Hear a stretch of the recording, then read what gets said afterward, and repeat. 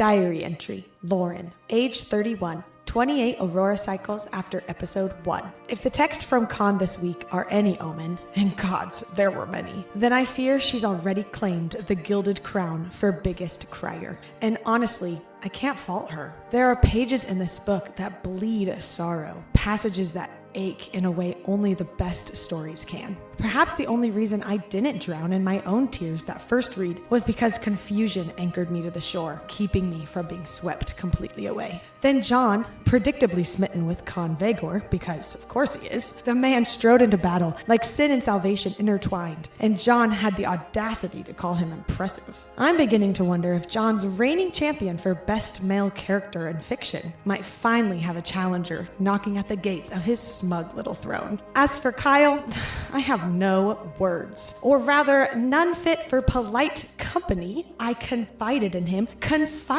mind you, about a certain scene in another book, a scene dripping with 8-legged horrors that shall not be named. And what does he do? Turns my trust into a weapon and sets it loose on me not a day later. He thinks this is over. He thinks wrong. My vengeance will be ice cold, and he will choke on it. Oh. Kyle writes these two, which is funny. I'm in danger. Wow.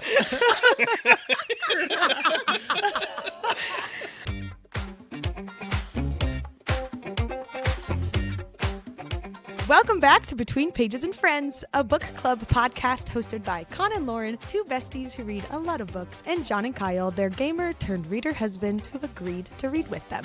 I'm Lauren. I'm Jon. I'm Kyle. And I'm Con. Welcome to episode 4 of the Moonfall series by Sarah A. Parker. Today we are talking through When the Moon Hatched, chapters 42 to 51. This is a book club podcast, meaning there will be no spoilers here for future chapters. So if you've only read through chapter 51, this is a safe space to try and figure out what the heck is going on while we discuss. And before we get down and dirty, we need you to know that When the Moon Hatched is rated for adults, which means we'll be quoting some spicy scenes, exploring grown-up themes. So if you're listening at work, pop in those earbuds before we start talking about sex! This person is listening to people talk about sex stuff! And speaking of sexy stuff, did you know that for $5 a month, you could join the Book Bestie tier of our Patreon and gain access to our Discord, monthly book talks, live events, and so much more? The Discord itself has just so many things to do and discuss, it's figuratively insane. I don't think I took a breath during all that. Next paragraph. But if you want even more, you greedy little minx, you could join our Found Family tier for $10 a month and get all the above, plus early ad-free episodes, merch discounts, voting power, and a special Discord channel just for you, baby girl. See you there soon. All of this wouldn't be possible without all of the amazing friends we've made since the start, or the ratings and reviews that you give us, like this 5-star review on Apple Podcasts from our new bestie, A Hobbit at Heart, titled Besties and Book Club. Since my sister and I had already been loving Jon's reactions to reading the Agatar series, we were over the moon when the crew announced a podcast. It's been an absolute treat to hear these book besties talk about some of my favorite books and get to know them along the way. From having Kyle make me literally LOL over a candle commercial and ridiculous ability to call what will happen in a series, Lauren's amazing laugh and love for ships, Con's stellar pronunciation guide and rocking out the design/merch, and Jon's hilarious weekly recap. Y'all are my fave, and we look forward to listening every week. Thank you, Hobbit at Heart. Wow. Thank you. That was so nice. Little So hobbitses. nice. Before we dive into today's episode, if you are watching on YouTube, you may have noticed that I am recording in a different location this week. That's because I'm in Colorado for a work trip, and my dear friend Cassie offered to host me for a few days beforehand. She let me take over her home office for this recording, so I wanted to give a huge shout out to Cassie and tell you how amazing she is at planning special events for readers. Cassie owns a business called Book and Gather, where she organizes curated bookish events in the Colorado Springs area. If you're not local to Colorado, though, she's hosting her first virtual event on October 2nd that you can get tickets to for just $10. This event is in collaboration with another amazing shop called Sparrow and Wild. Hi, Erin. And it's a virtual friendship bracelet workshop to celebrate the release of Taylor Swift's new album on October 3rd. Go check it out on Instagram at Book and Gather Co. Give Cassie a follow. And Cassie, if you're listening to this, thank you for being such a sweet friend and hostess this weekend. Woo! Woo! Shout out, Cassie! And now, welcome back to Con's Declassified Fantasy Pronunciation Guide. This is the part of the show where we highlight all the new names and places mentioned in this chapter section. I will once again be calling on my trusty lore expert, Lauren, for a few glossary checks, so let's get into it. First up in places, all I have for you this week is the Lough. Lauren, can you tell us about the Lough? Yes, according to the glossary, the Lough is a vast body of water that halos the saber scythe nesting grounds like a turquoise iris. It is renowned for being home to ancient beasts and unpredictable weather patterns, which we see a little bit of in this chapter section. And then when I was searching it in the book, I noticed the Lough is actually mentioned in the prologue, and we just all kind of skimmed over it. When It the was world in the pronunciation guide. I just didn't know what it was at the time. So proud of you. When the world was being created, it says, unable to stand rain's somber still, clothes gusty howls often churned the Lough into a heavy mass that dumped upon the shore like a drum. So I assume that's part of its unpredictable weather patterns. Ooh. So interesting. Yeah. All right, cool. All right, in characters, we have Oa Nock, the current Oa of the Jokul clan. Vea is Con's sister. Agni is a Rooney and sister to Bia, a previous... Are they called healers? Why am I messing that up? Just Roonies. Roonies, yeah. But she's the Rooney who healed They're, Rave. what's it called? Stitch something? Flesh threaders? Flesh threader. Yeah. Okay. Would you? She healed her back, you guys. I think it's just flesh thread. I don't think there is an but either way. They are Okay, a flesh let me try thread. that again. Agni is a Rooney and sister to Bia, who helped heal Rave earlier in the book. Con's middle name is Luke. That's fun. And then we meet Pyrock. Lauren, can you give us the description for Pyrock? Yeah, so the book has little descriptions of each of the characters that we meet in this section. Some of them are spoilery, so I'm not including them. But Pyrox just made me laugh. All it says in the glossary is, a not very helpful member of King Khan's imperial court. That's so silly.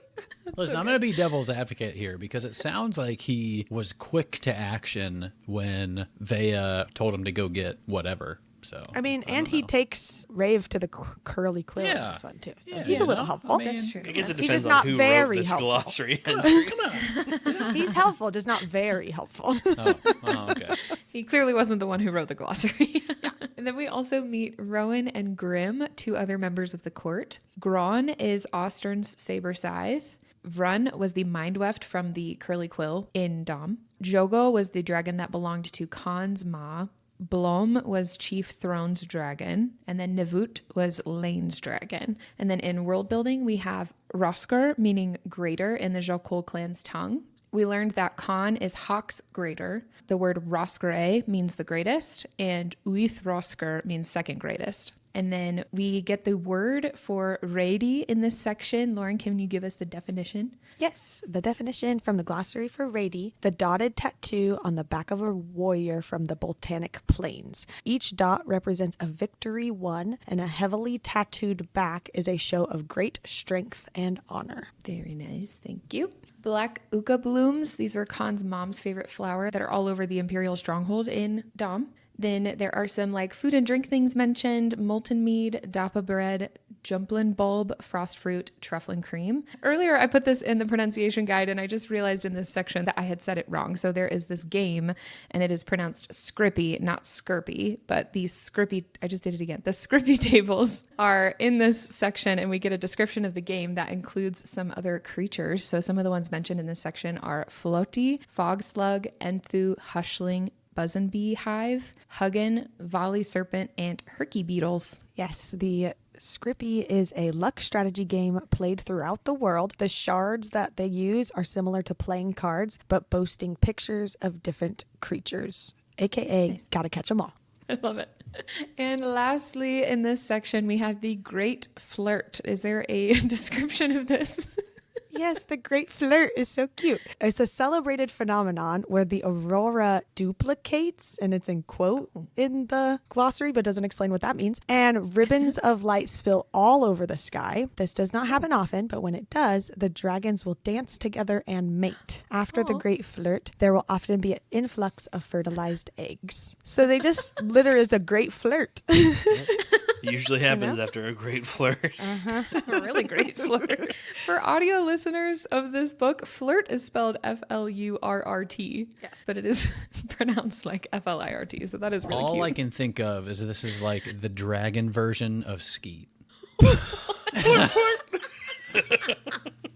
I don't know why. That's just maybe we don't put not that in the expect that. podcast, but Oh, flirt, motherfucker. Put it. It's got to stay in this episode. oh my god. Oh, that's good. To the burn! Amazing. Okay, well, that's all I have for you today. So here to give you all the dirty deets on this chapter section, here is Juan.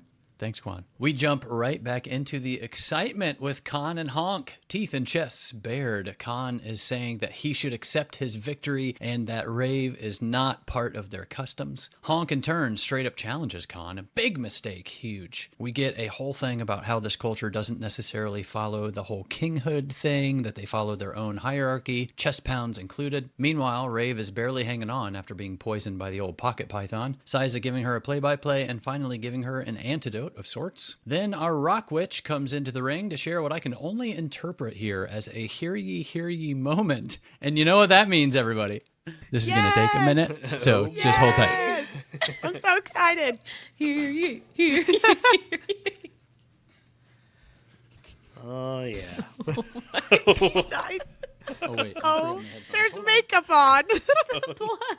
Do you have blush on? Yes. That's what he asked me for earlier. Amazing. That is amazing. I didn't practice my voice, so this might take a Yeah. second. Well, hold on. For all of our Yes. audio listeners, John, will you let us know about your lovely outfit? Well, yeah, so I have on my shawl, Which is a right? blanket And, that he's tied in a yeah, knot. and being A plaid fleece blanket. being the soul, I figured she would have something like this on, like a billowing Sure. cape, right? Yeah, some Sherpa. I don't know, man. Yeah. I got the little peace sign going on. I got the wig. She's looking all seance-y kind of thing. I don't know. She's ready to hear you. She's looking a little She's gonna eccentric here hear for you her so prophecies. hard. All right. I don't know what I'm doing with my voice. This is You gotta hear before you can yee. Just think berries and cream, I think is the way to go. Oh, that's good. That's good to great. start. Yeah, That's a that good is start. kinda what the Really wig is good. giving. That's great advice. Colu blood already spilleth in thus divine battle ring.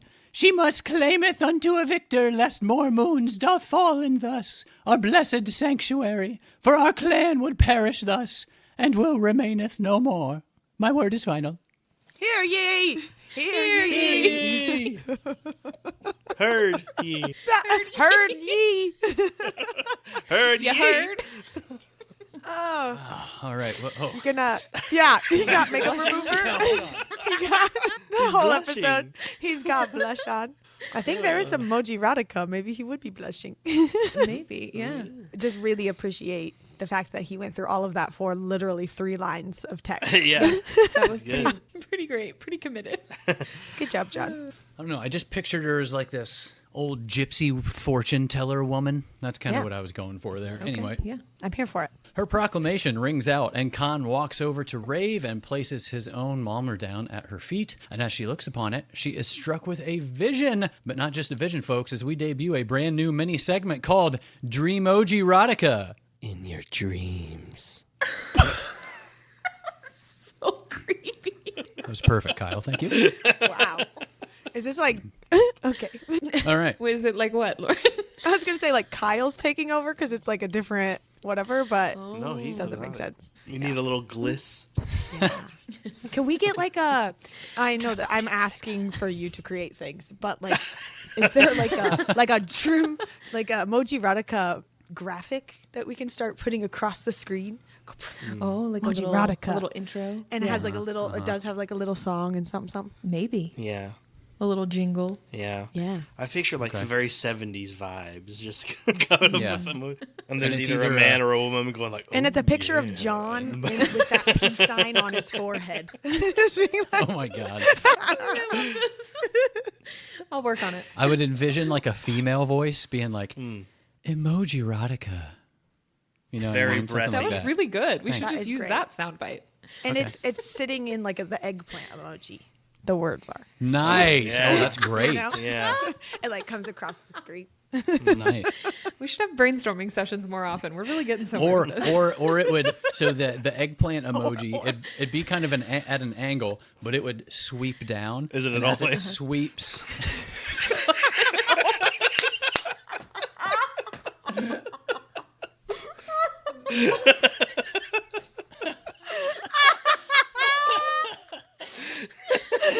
Oh, that was good. Oh, I walked right into that one. Yikes. Look at you. Anyway. I'm sorry, did you say lucky you? Here we go. What were we gonna say though? It goes down. Oh, well, it sweeps down, and there's like this glittery kind of trail to it. Yeah. And that's when like the text of Emoji erotica Sort of like the more you when- know, shooting star shoots in and then the words Yeah, come yeah. across. Yep. So it comes across. With Yeah, that, shooting. and then Yes. When it goes away though, it goes away. It like the little water squirt emoji. Oh my God, Lauren, jeez. Wow. Holy Just saying that it makes sense. There are children here, Lord. Lord. Sex! These people are talking about sex! Why Wow. is that Tried bad? to You're warn about to use that exact emoji in the emoji. Do you want a sound effect with that too? As it shoots off screen.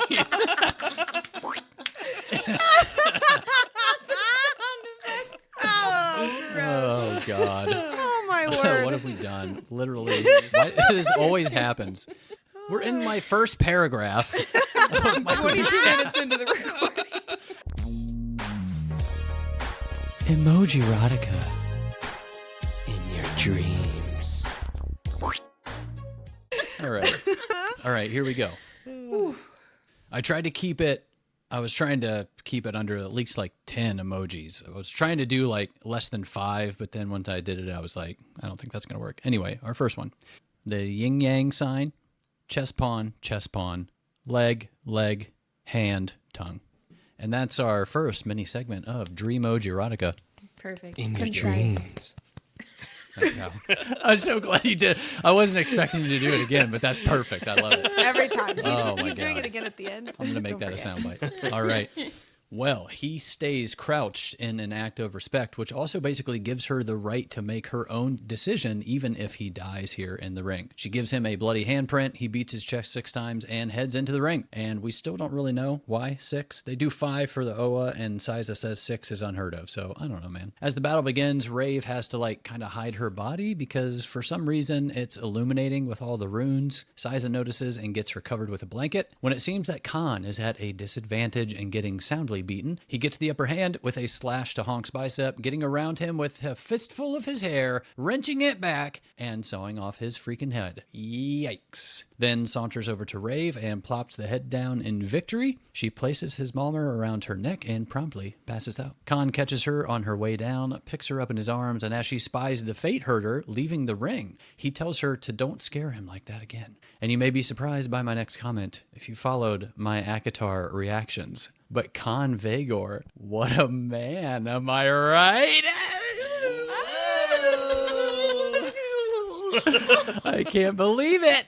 The hands. I love that in the outline you just have It's a lot of, 3 lines it's of like E. 4 lines of capital E. that's a social media clip right there. You just going That's like that. amazing. Yeah, for sure. And then we get our next diary entry. Elowen is still on the dragon being taken to the burn. Slots are trying to keep up but being burned and injured from the climate and the sun in this new atmosphere, and she plummets. But it sounds like they either went and got her or she eventually made it to the stronghold because Elowen is with Slatra, bundled up with her in the hutch under heavy guard. Back with Con and Rafe atop Rygun, racing to Dom. And we finally get a Con chapter, people. How exciting. This is only the second one, right? Is this the second so. one? We get his first one Chapter with 13. Kazari. And I think that's the only Con chapter. So this is only the second Con chapter, yo. Let's go. Oh, yeah. Phone it in and call it fruit striped gum because it is juicy. Con gets her down and is greeted by someone named Vea, clearly recognizing Rave as well. They get her inside to the feasting hall where we meet what I'm now referring to as the family. Pyrock, Agni, and Grim with a fourth, Rowan, off doing some book research. Vea sends Pyrock to get some supplies and asks about the blood, and when Con responds that some of it is Kolk blood, his and another male's, she launches herself at him as she quickly puts together that she was part of a Tuca trial, assuming she knows what that means and what that entails, outraged due to the fact that she already knows who Rave really is. Con tells them what happened in not so many words, actually about as few words as possible.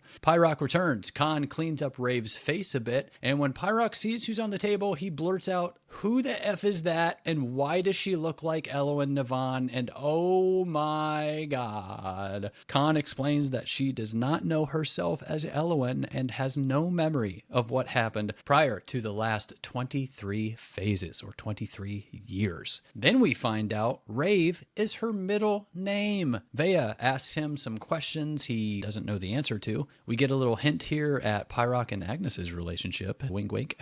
He confirms that she can still hear Claude and Boulder, even with the null mark, but not sure about the other two, alluding to the fact that she can hear all four at one point. Vea asks about Tyroth, about whether Elowen would remember Tyroth and leave Con again, and if the note was true. What even? Then he says that there's someone else out there that needs her more than any of them. What is happening? As Con leaves to get some air, Vea mentions that no one can go through what Elowen has gone through and not have a quote-unquote well of dragon flame, assuming this means that however she was healed was with dragon flame, or like it was used in some way to put her back together, or for the runes or something. I don't know, man. I don't know. Grim follows Con to a sparring ring as they get out some frustration. Agni has finished up healing Rave, and her and Vea are alone. Agni tells Vea that because of her dragon sight, once she cleaned up Elowen, she sees the quote-unquote layered stain of runes all over Elowen's body, but that one wound she has glows a shade of silver that Agni has never seen before, right over her heart. Vea tells Agni not to tell Con until they know more. Vea goes to leave and notices Pyrock rounding the corner at the end of the hall, clearly having overheard some of their conversation. We get some insight from Vea here that Elowen was stabbed to death contrary to what they were all told. They play Scrippy while they chat. Vea knows that Elowen used to keep a journal and thinks that they might get some answers if she finds it. So she plans to set off to the shade. Vea wins the card game, and now Pyrock owes her a favor. Another Elowen diary entry, sleeping, curled up with Slatra, when who we can assume to be Con shows up and asks her about Slatra's eyes and when was the last time she ate, and she dozes off again. Back with Rave in a sort of dream state here, and she pops up from her dream, trying to remember what happened and where she is as she reaches for the malmer around her neck. She gives herself a once-over in a mirror, noticing that she's been healed, and she gets another vision here, one of her moving the mirror to the side and pulling a book out of a secret compartment. Vea surprises her as they size each other up, Vea motioning to the malmer, stating that it's not just some piece of jewelry. Vea gives a little story here of what Con has been through and threatens Rave. As she heads down the hall, something comes over Rave and she shouts Vea's name. This obviously stops Vea short, and she tries to get her to recognize her, but Rave shuts the door in her face.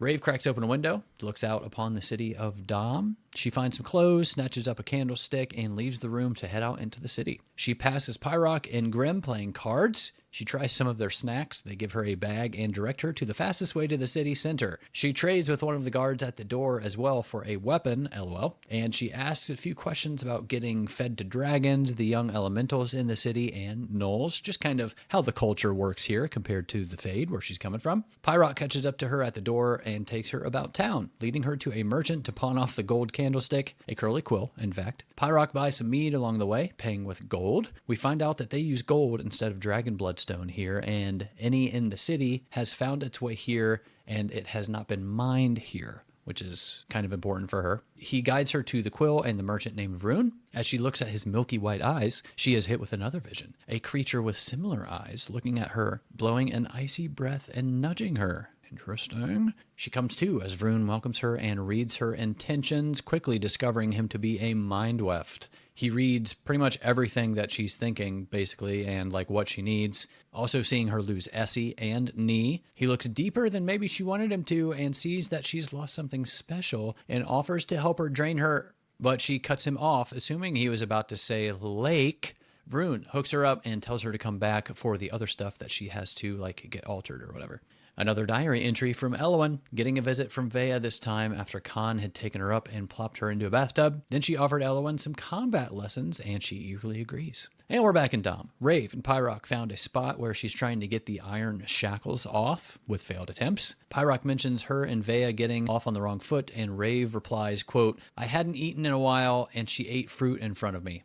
Relatable, girl. Relatable. They have a great view of the city, but her attention is drawn to the western point covered in jungle. She asks what's there, and Pyrock answers a hushling, which is a thing. Pyrock goes to get more drinks as she looks onto some dragons swooping around, finding a molten maul that she decides is her ticket out of here. Returning her attention to Pyrock as he returns. Only it's not Pyrock, it's Con. In a deft movement, he grabs her wrist and the tools and gets her shackles off. She feels Claude return in like a funny moment. She starts to ask him whether he knows what life is like in the Fade. He replies by saying they've been building their forces and his brother's time will come, but it will cost a lot of innocent lives, that an assassination is out of the question based on their culture and just how they deal with all of that stuff. It will either end in a war or two Oas fighting on the battlefield, and his brothers are not going to agree to that. And then he tells her that he and Raigan are Dagamork. Oh shit. And also that Tyroth and Kadok are twins, that they forged a bond in the womb. I'm assuming this means that they were twins. He asks to share a meal with her, and she declines, hands back his Malmer, and takes off. As she rushes off, she gets hit with some raindrops, trying to keep rain out of her head, but the droplets come faster as a wall of it comes racing toward her. Fighting to keep it out, but unsuccessfully, she yells for rain to stop as Con comes to her rescue, blocks her, pressing close as he mentions that he once knew someone who cried when it would rain, and her name was... She finishes his sentence with the name Elwyn. And he then begins to sing her song, struck with surprise, asking him how, and he replies with, "There's something I need to show you." He takes her to a set of chained up doors, which turns out to be like his living quarters. He takes her through another set of doors to a garden and a hidden path leading down. She's a bit apprehensive, but Con tells her to listen, and as she does, she can hear Boulder's song from the stones. Finally convinced, they wind down, down, down, the air getting colder and colder, Rave being drawn to whatever is here. They emerge to a cavern with detailed moon plume carvings as her attention finally rests upon a massive silver moon. It's Slatra, with one piece missing. Rave comes around to where Slatra's wing is shielding a small hollow as though cradling something, and Rave gets a familiar feeling of Slatra cradling her. Slatra's nose nuzzled against her like the tuft of her tail against her chest. Noticing this and how she's getting emotional, Con asks if she's familiar with it, and Rave is struck here with another vision, something like an awakening or a waking. Wrists shackled, a cart being wheeled away, illuminated by shards of something within. Con tries to push her for answers, but Rave denies, claiming Elwyn to be dead, and storms off despite the pull back to the cavern. She goes to head out the door of his room when he cuts her off, gives her some bloodstone for her journey, and says, "Chase death, Elwyn Rave," kisses her softly, and leaves. We get another diary entry. Elwyn returning to Slatra's locked hutch, Con outside with food and a key. She goes for the key, but he snatches her wrist and tells her to eat first. She does, has flaming diarrhea, and when she returns, Con is gone. The hutch unlocked. She returns the next night to the same, Con with some food at the door of the hutch. He plays his instrument while she eats and earns the key to go see Slatra, and she starts to look forward to it night after night here as they get into like a little routine. Then we get a Vea chapter. Hello. She's preparing to leave for the shade to find Elwyn's diary. She runs into Con, also preparing to head out due to a rabid dragon torching villages around the area. Vea berates him for taking Rave to his quote-unquote shrine,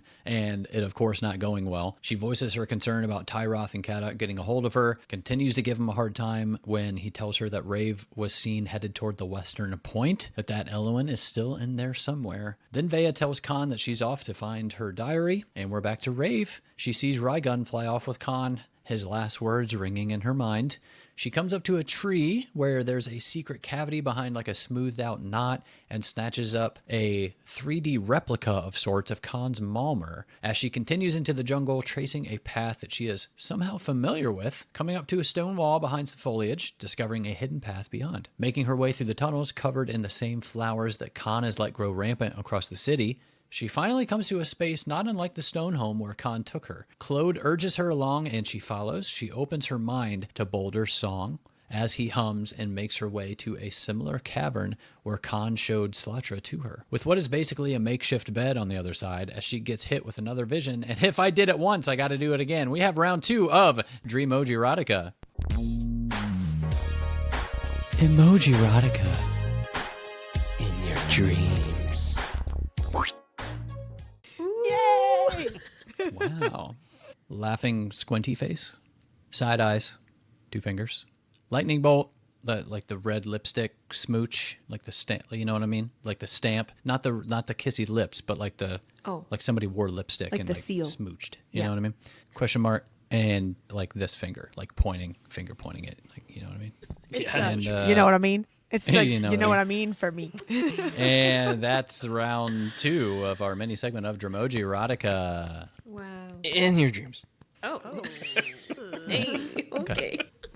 And the vision fades as she drops to her knees, realizing that this place is not of someone else's love, but theirs. And then I have a gif here from Tommy Boy when the car's on fire on the desk and he goes, "Oh my God." That's exactly what this moment Appropriate. Yes. Yeah. Yeah. Exactly. Yeah, you're welcome.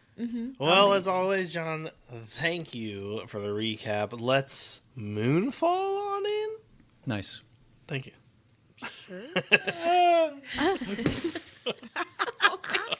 My word. All right, chapter 42 starts with rave. Thank you. And it says, strong word. I begin to tremble, my teeth clanking together so hard. I'm surprised they don't shatter. So, starting off strong with a drink first thing. Wow. When was that Drinking for one? clanking. I don't think that's ever happened. Where we've literally first note was been a drink. I know. Look at us. I'm already out of water. Hello. My next note here is in Rave's point of view, and she's like kind of thinking back to the whole battle circle thing. She says, "Guess nobody saw." I'm sorry, they're still here. Wow, I'm like way ahead in my brain. This is Rave's point of view. She says, "Guess nobody saw Honk flick his pocket python at me." I just wrote, "Ha, Pocket pocket python." Oh my God, this was so funny. Especially after when I said last week that it seemed like he just pulled it out from his crotch. Yeah. Because there was the reason debate. It is the reason I now said for sure. that is because like in my mind they're wearing just like this like loincloth type of thing. It's basically what they're wearing. So it's like where else they don't have pockets. Where else is he going to pull it out of? I don't know. Pocket python. Yeah. Maybe it was pocket because of the size of it, not necessarily because of where it came out of. Yeah. Well, You yeah. know? But It's- where did it come from? Exactly. Just you know. That's the question. Put that on a list of questions we're going to ask Sarah. First thing. That's a great question. Welcome to the Put it on the podcast. list. Where does Where'd the python come from? Tell me now, damn it. Honk has pockets or not? Where did it come from? How many pockets does Hawk have? Is that the only one you got? Do you have more in there? Oh my god. Okay. Well, Con sexily walks across the whole entire place and is Hello. got the sun glistening off of his amazing muscles and all the things. And it says he falls to his knees before me and lowers his head between his shoulders, bowing so deep his back is bared. His cupped hands outstretched, cradling his beautiful Malmer. And my note is just on his knees. Oh my god. So good. Yes. a And this was vision. crazy because I was, what a vision.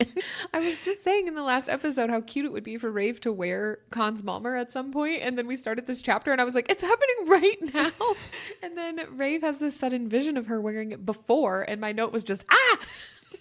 Oh, I was so excited about this. And then Rave asks Siza what he's doing, and she says he's asking for you to place your print upon his ready. He's saying that he respects you above himself, and most importantly, above his honor. He is announcing you as his Rosker, his greater, which is just everything to me.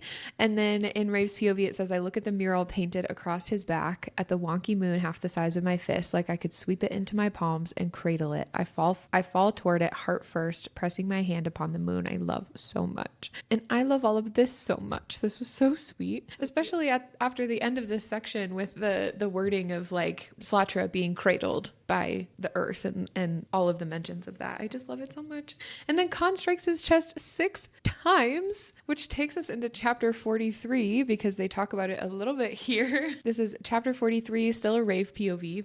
Thank you. And she says, why 6? And Siza says, I'm not certain. 5 for Oa, 6 is unheard of. So 5 is for their queen, and 6 is for Rave.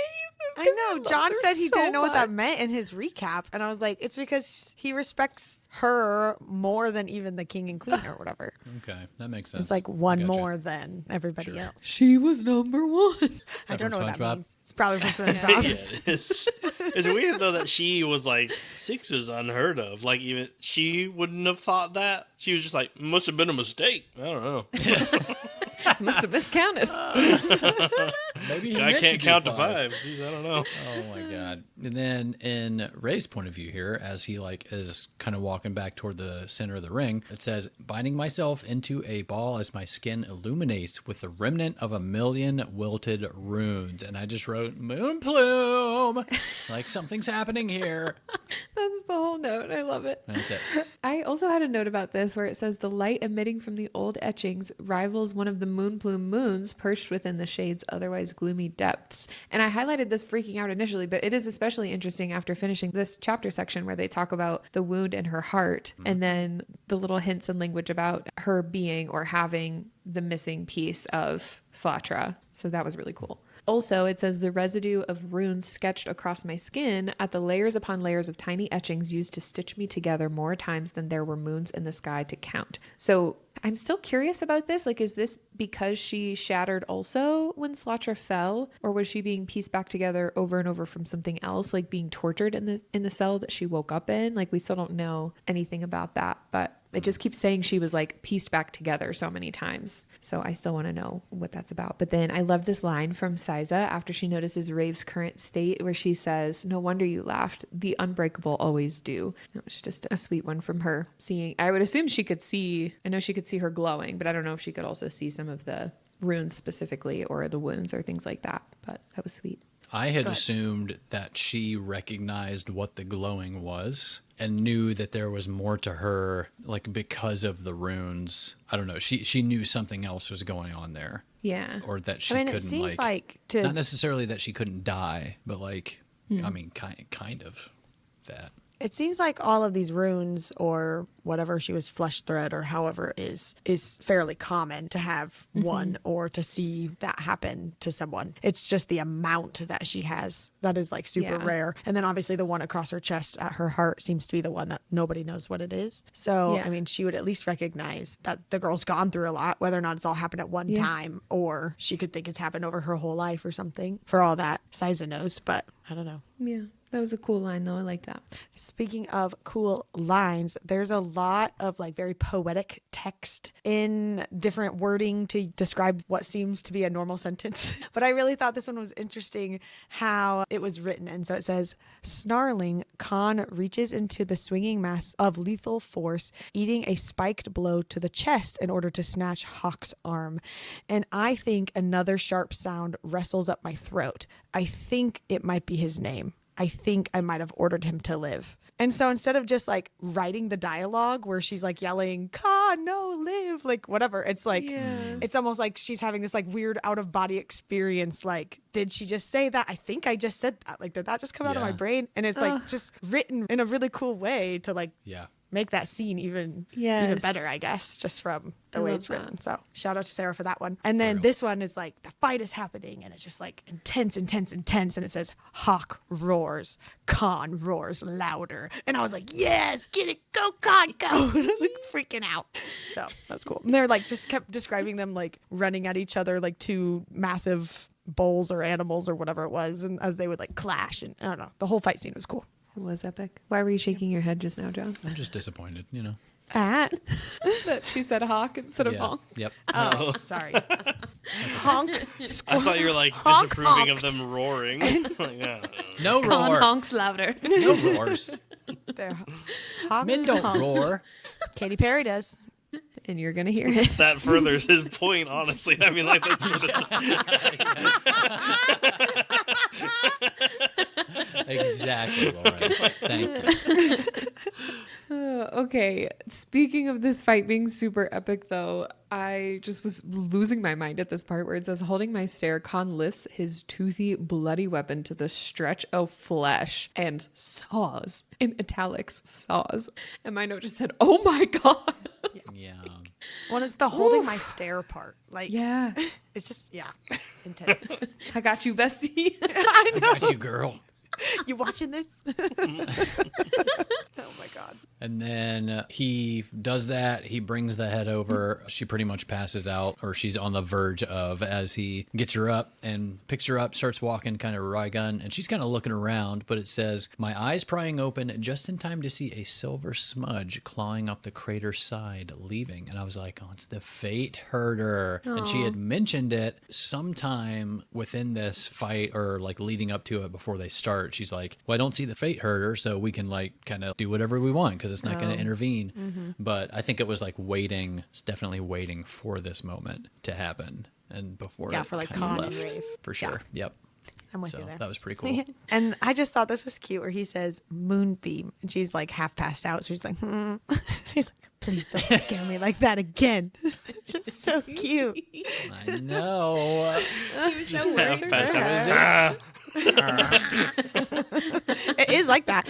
Well, because she thought he showed up, like maybe I should, compliment his tracking skills. Oh no, he's here to drag me back, like all the things. But he comes and he's just so scared about like that she ran away and the situation she got herself in and whatever. So cute. Love him so much. What a man.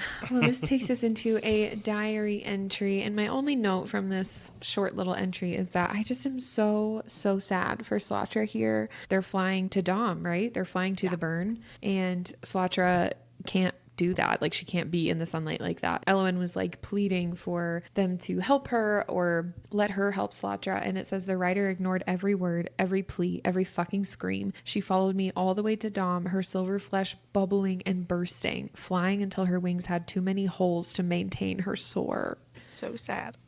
It's Well, really then- sad. Like to add on to it a little bit later, she talks about how her eyes have gone like milky, like it has a milky sheen from staring at the sun while she screeched over and over again, and how she doubts that a healer would be able to regain her sight. So now she's like unable to fly and she's blind, just trying to follow Elowen, and it's so sweet. Slatra, I love her so Yeah. much. But every episode we get to make our little usernames or whatever for our recordings, and mine is Justice for Slatra because of this moment right here. Love her. Okay, chapter 45 is a Con POV. There was a passing description here of the view of the sky from Dom. I knew that the Earth, like their planet doesn't rotate. Like I got that, and the Aurora cycle thing made sense to me. But the way he describes the sky here, it like just finally occurred to me that they would be seeing completely different moons there because the planet doesn't spin and the moons are not in orbit. So this was just like a moment where I was like, oh, this is an even bigger deal that Con's tattoo is of the view from Rave's room, like that she's seen before. That was just a wild little aha moment for me. Yeah. I didn't put that together either, I guess. So my next note here, this is the first time it's mentioned, but it says, Rygun aims for the Imperial stronghold that oversees it all. And amidst everything else that like happens in this chapter section, or really the first few chapters here leading up, I was just like, give me answers. Like you're giving me all the information, but no answers. We get a little bit of answers, but this one with everything that was happening and them heading to Dom, I was like, oh my gosh, I just need something, Sarah. Give me more. something. Yeah, give me more. Yep. Well, they finally land at the Imperial stronghold, and all of Khan's like people, I guess, come out to greet them. And I think it's Vea who says, "Who's that?" talking about Rave. And he answers, "My salvation, and the very reason you're probably going to gut me with your pocket blade before I even make it into the stronghold." But he calls her his salvation. So cute. And then I just put the highlight that we learn his middle name is Luke. L-L-U-K, just because I think it's fun. I don't feel like we get like middle names for all of our fictional characters. Sometimes we don't even get last names for our characters. True. Very true. Or even first names, actually. So the fact that we get Rave and Khan's first, middle, and last name is like so rare and special. Big, So, yeah, big deal. It is special. And then Con, this is his POV while he's looking at Rave, and he notices a gash that follows the same trail as the scar I saw via Dragon Flame. So we know now that he's a Dagamork, But does wielding dragon flame also give him the same abilities as someone with dragon sight? I don't think so. I'd have to go back and look because I thought there was a point in, it may have been the last chapter section, where I asked, I had a question on whether he had dragon sight. Right. But I know when he looked at her scar in the prison cell, he had his wield up with the dragon flame. So I don't know if he Maybe that's what that means. He can use dragon flame to see stuff like that. So not quite dragon sight, but Okay. or I don't know if it's Maybe- just that dragon flame can expose runes. in a Yeah, way or maybe something. it like illuminates stuff like that so he can see it Yeah. even if it's not like a power that he has. I mean, dragon Like a black flame light. definitely shows the runes on her or whatever. That was that Yeah. whole Okay. interaction with Bia and him and her making him throw that thing like down the hallway or whatever so that he couldn't see her runes or whatever. Like she made him throw the little whatever that cool Okay. light thing that he has, whatever that one Yep. was called. I didn't catch that. And then I assume he saw her scars when Raigun roared at the battle that just happened. And she was literally like lighting up like a Christmas tree and everybody saw her. And she tried to like curl down and hide. Oh, yeah. That would be my guess when he actually saw it. I mean, maybe he has Okay. dragon sight and he's like hiding it, but I think that's what it Interesting. is. Okay. Yeah. That makes more sense. I didn't piece that together before. And then this is Khan's POV here when he says, after I tore Pa's head from his shoulders and took the city, haunted by the ghost of her. And her, I had to write like, this is Rafe, Elwyn, obviously. Like, no doubt. Yeah. Yeah. And it is. Now you know that. It is. Now we know it for sure. Calcified. And then about... Calcified. Yes. Bring it back. I totally forgot about that.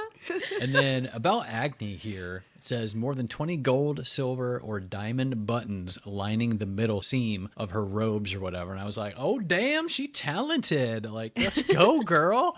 And then it continues. It said, boast of her vast accolades, even more than her sister Bia. And I was like, oh, shit, they sisters. Oh, my God.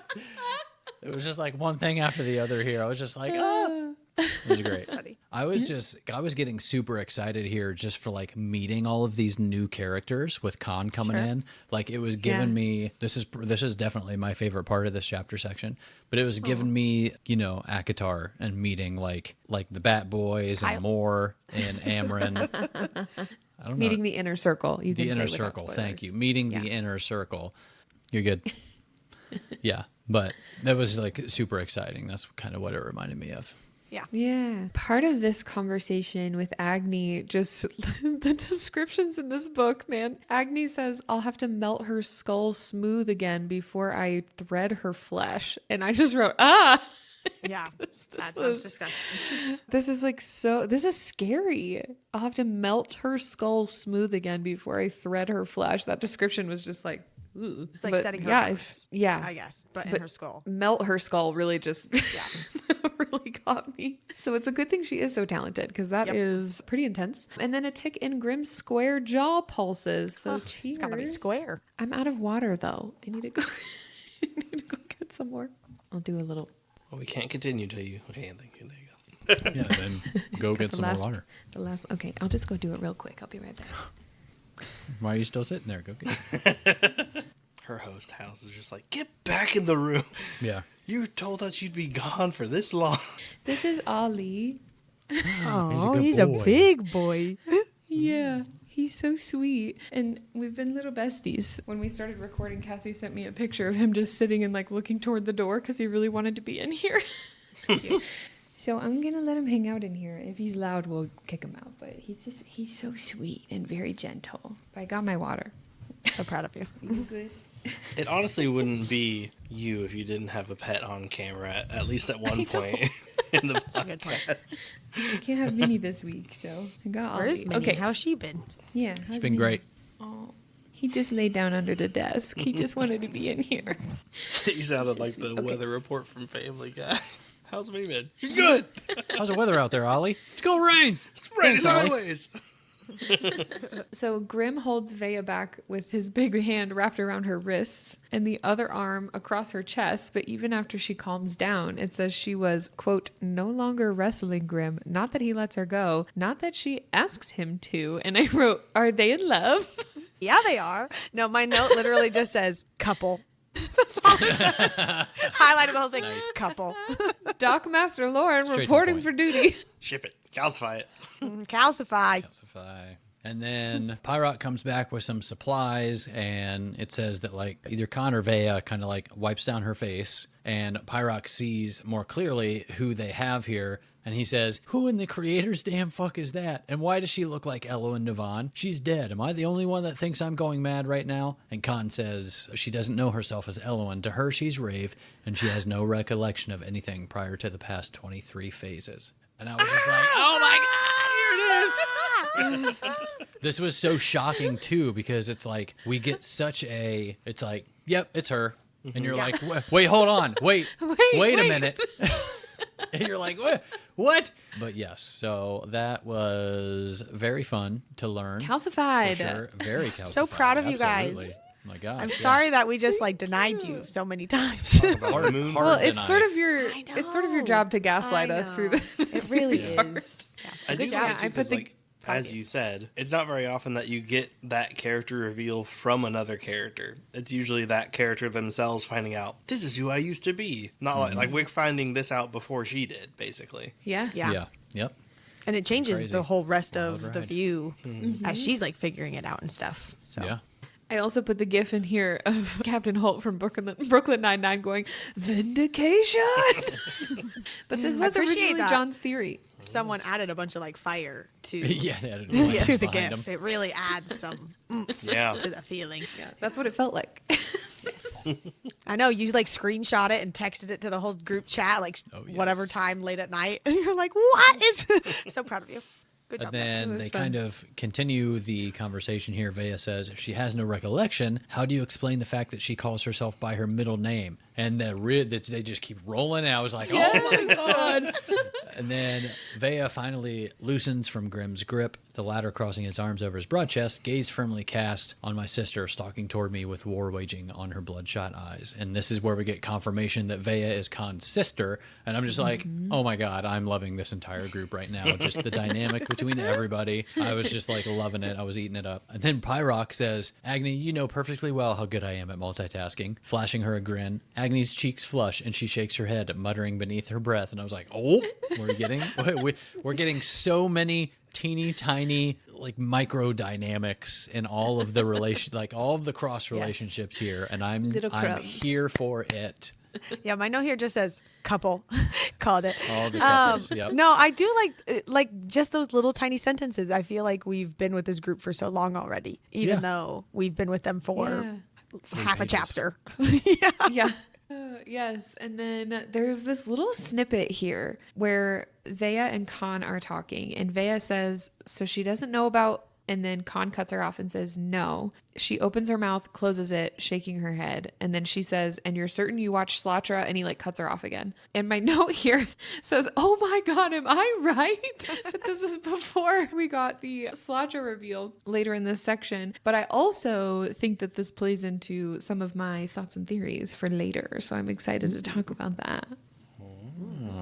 And Vea is still asking Con some questions about her, trying to get some answers here because he clearly doesn't have any, but she's still asking him anyway. She says she bears the southern earmark of a knoll, no beads, not even a hole for them to hang off. Do the creators still speak with her? And Con says Claude and Boulder, though I'm not sure about the other two. And I was like, is he inferring that she can hear the other two, or just that he doesn't know if she can at all? Like, that was my question here. Obviously, we kind of like figure that out later, but at this point I was like, I don't know what's going on here. I think you were right, because I think it was in episode 1, you were saying that you were wondering if Rave was actually able to hear all 4, or if she could hear 3 of them or something, because she was a null, but we knew she could at least hear Claude. Yeah. So I think you were right. I think this means she can hear all 4. Yeah. Yeah. And then Vea says, are you afraid that she'll see him and remember him, leave you again, that the note was true? And I was like, oh my God, if she left Con for Tyroth, I'm going to absolutely lose my shit. I am going to lose it. But I was just thinking this, like, just right before the podcast. If she did, I have a feeling that it was to, like, either protect Con specifically or just, like, the people of Dom or something. Yeah, I had in my notes for this part, first of all, I wrote, oh shit, in all caps. Yeah. But I feel like Ostern found out that Elowen was in love with Con and forced her to maybe leave a note saying that she didn't love him or something, to leave him for Tyroth because he wanted Tyroth to be king. So I feel like it was Ostern maybe manipulating her to do that by threatening to like hurt Slatra or Con or something like that, or kill them or something. That's where my mind went with that. My note was more about the fact that Con was saying like, yes, fucking yes, like in his own POV. Like he didn't say that out loud, but like he gets asked this question, are you worried? Are you afraid of that? And he's like freaking out, which is so sad for Con. It is sad. He's gone through it. It is so sad. But then Con says, oh, this is part of my theories for later too. Con says to Vea here, she is so much more, she being Rave, is so much more than a power play, so much more than the love of my existence. There's someone out there who needs her more than any of us do, and it's not our fucking brother. And that like really started sending me into some theories, spirally thoughts. So I will talk about that later. But that was one of those lines where I was like, excuse me? Because she doesn't have, like her whole family was dead, and we know that she had a friend Fallon, but she remembers her like that was after she woke up again or whatever that looks like. So that line really set me into a tailspin. Yeah. And there was a brief sentence here in the book. It's like sort of random, but it's after Con says, I will slowly, gently ease her into her truth, painful as it is. Then she can choose her own path, make her own choices. And this is kind of like, he says this in his head. It's in italics. It says, come what may. And I wrote, Ewan? I had a very similar note. Same. This is funny. We randomly sang this on the way to Enchanticon, or either on our way on our way to Enchanticon. I was like, what a throwback, because I've totally forgot about that song. Man. We're talking about Moulin Rouge for anyone who doesn't know what we're talking about. Moulin Rouge. Ewan McGregor. And if you don't know, please go watch that immediately. Stop this episode. Pause. And then come back. Come back. Yes. Welcome back. So that song I love singing in the car, and Lauren will never sing with me because she doesn't know Nicole Kidman's part. She'll be like, I don't know the words. I'm like, it's Come On May. It's not even like. How do you not know the words? First of all, calm down. Second of all, the first time I ever heard about this was Con talking about it in college because she loves Ewan McGregor. Because I love it. I know. And then I think the first time was Kyle made me watch it. It was the first time I'd ever seen it. And I think I've seen it maybe and twice. You still don't know all the words? I introduced her to it, I'm which saying, is insane. I'm not saying I don't know the words. He said that. You probably know always words. say, Okay. I don't know the words. Okay, hold on. They're come what may. Okay. In my defense, and this is a horrible defense, I am a music teacher. However, when I listen to songs, like my brain just doesn't lyric, and I could know a song for like a bajillion years, and I'm still making up the words, or like I get them wrong. And I'm so bad at that. When we first started dating, just driving around listening to any genre of music, and she'd be singing along, and I would like randomly turn it off and be like, what did you just say? Because it's so far off from what they said or anything that would ever make sense. But I'm like so passionately singing the wrong lyrics in all of these moments. Like, I'm still getting it. I just know I'm super wrong. And I'm still like that. How did I not know this about you? I don't know. I just accepted it at this point. But like we've become subtitles people when we watch TV. So now I feel like when I watch musicals or like K-pop Demon Hunters, those kinds of things that are like newer, and I'm like, oh no, I got all those lyrics because the words are right there for me. Oh, I just can't hear it for some reason. Your homework is to go watch Come What May, or go watch Moulin Rouge. Go watch Come with subtitles. Yes, got it. Wow. Perfect. I don't know. Sorry. Go ahead. We'll wait. Go and come back. Wow, guys, that's Welcome such back. a great movie. Now sing Thanks for Come On May. recommending it to me. Come on, man. Whoa. Wow. Louis Armstrong version. In the style of I think you might have watched the version there. Come on, May. That's Roxanne, Lauren. That's the wrong song. Oh, my bad. Yeah. Which I literally, when we watched Moulin Rouge, I was like, oh, it's that song from that Community episode. when Britta sings it from the bathroom. Great association, though. Yeah. That's fair. Great episode. Okay, my last note from this chapter is when Vea says, and John mentioned this earlier, nobody can suffer what she, meaning Elowen, has been through and not be pitted with a well of dragon flame, whether she remembers her past or not. Tread carefully, Con, or she'll incinerate herself and turn to ash in your fucking hands. First of all, this is really sad, and I love Rave / Elowen and Vea so much. But also, what the heck do these comments about Dragonflame mean? I'm still really confused by this. Do we know what this means? Is this a metaphor? I don't know. I feel like it sounds like a metaphor. This is a metaphor. Like no one would suffer what they go through and not have like all this anger built up. And if you're in their path, you're going to get burned. That's what that feels like to me. Okay. Thank you. I like just because there's like dragon's blood and dragon flame and dragon sight. I like never know. Dragon shit. Thank you. True. Yep. And the only thing not called four dragon are the temperaments 3 of a different kinds of dragons. Exactly. Okay. All right. Well, thank you for clearing that up. Yeah. Well, speaking of Dragonflame, don't you just hate it when your adventuring party is about to be incinerated and turned to ash? Well, the one dice has you covered. Every roll tells a story, and with the one dice, your game night becomes an adventure full of wonder. With over 50 handcrafted animations lighting up your table, brilliant, colorful faces, and a premium familiar feel in your hand, each roll is alive with character. Choose your class. Shape your fate. It's not just the die, it's your companion. Your rolling ritual reimagined. Your way to make every encounter unforgettable. Join the circle of dice bearers and discover just how fun, exciting, and magical your game can be. The One Dice. Forge your legend, one roll at a time. Check out at Wild Earth Dice on Instagram or search for The One Dice at www.backerkit.com to learn more. Okay, well, that takes us into chapter 46, which is another con chapter. And the only note that I have from this chapter was just that there's a cool like magic and world building detail here.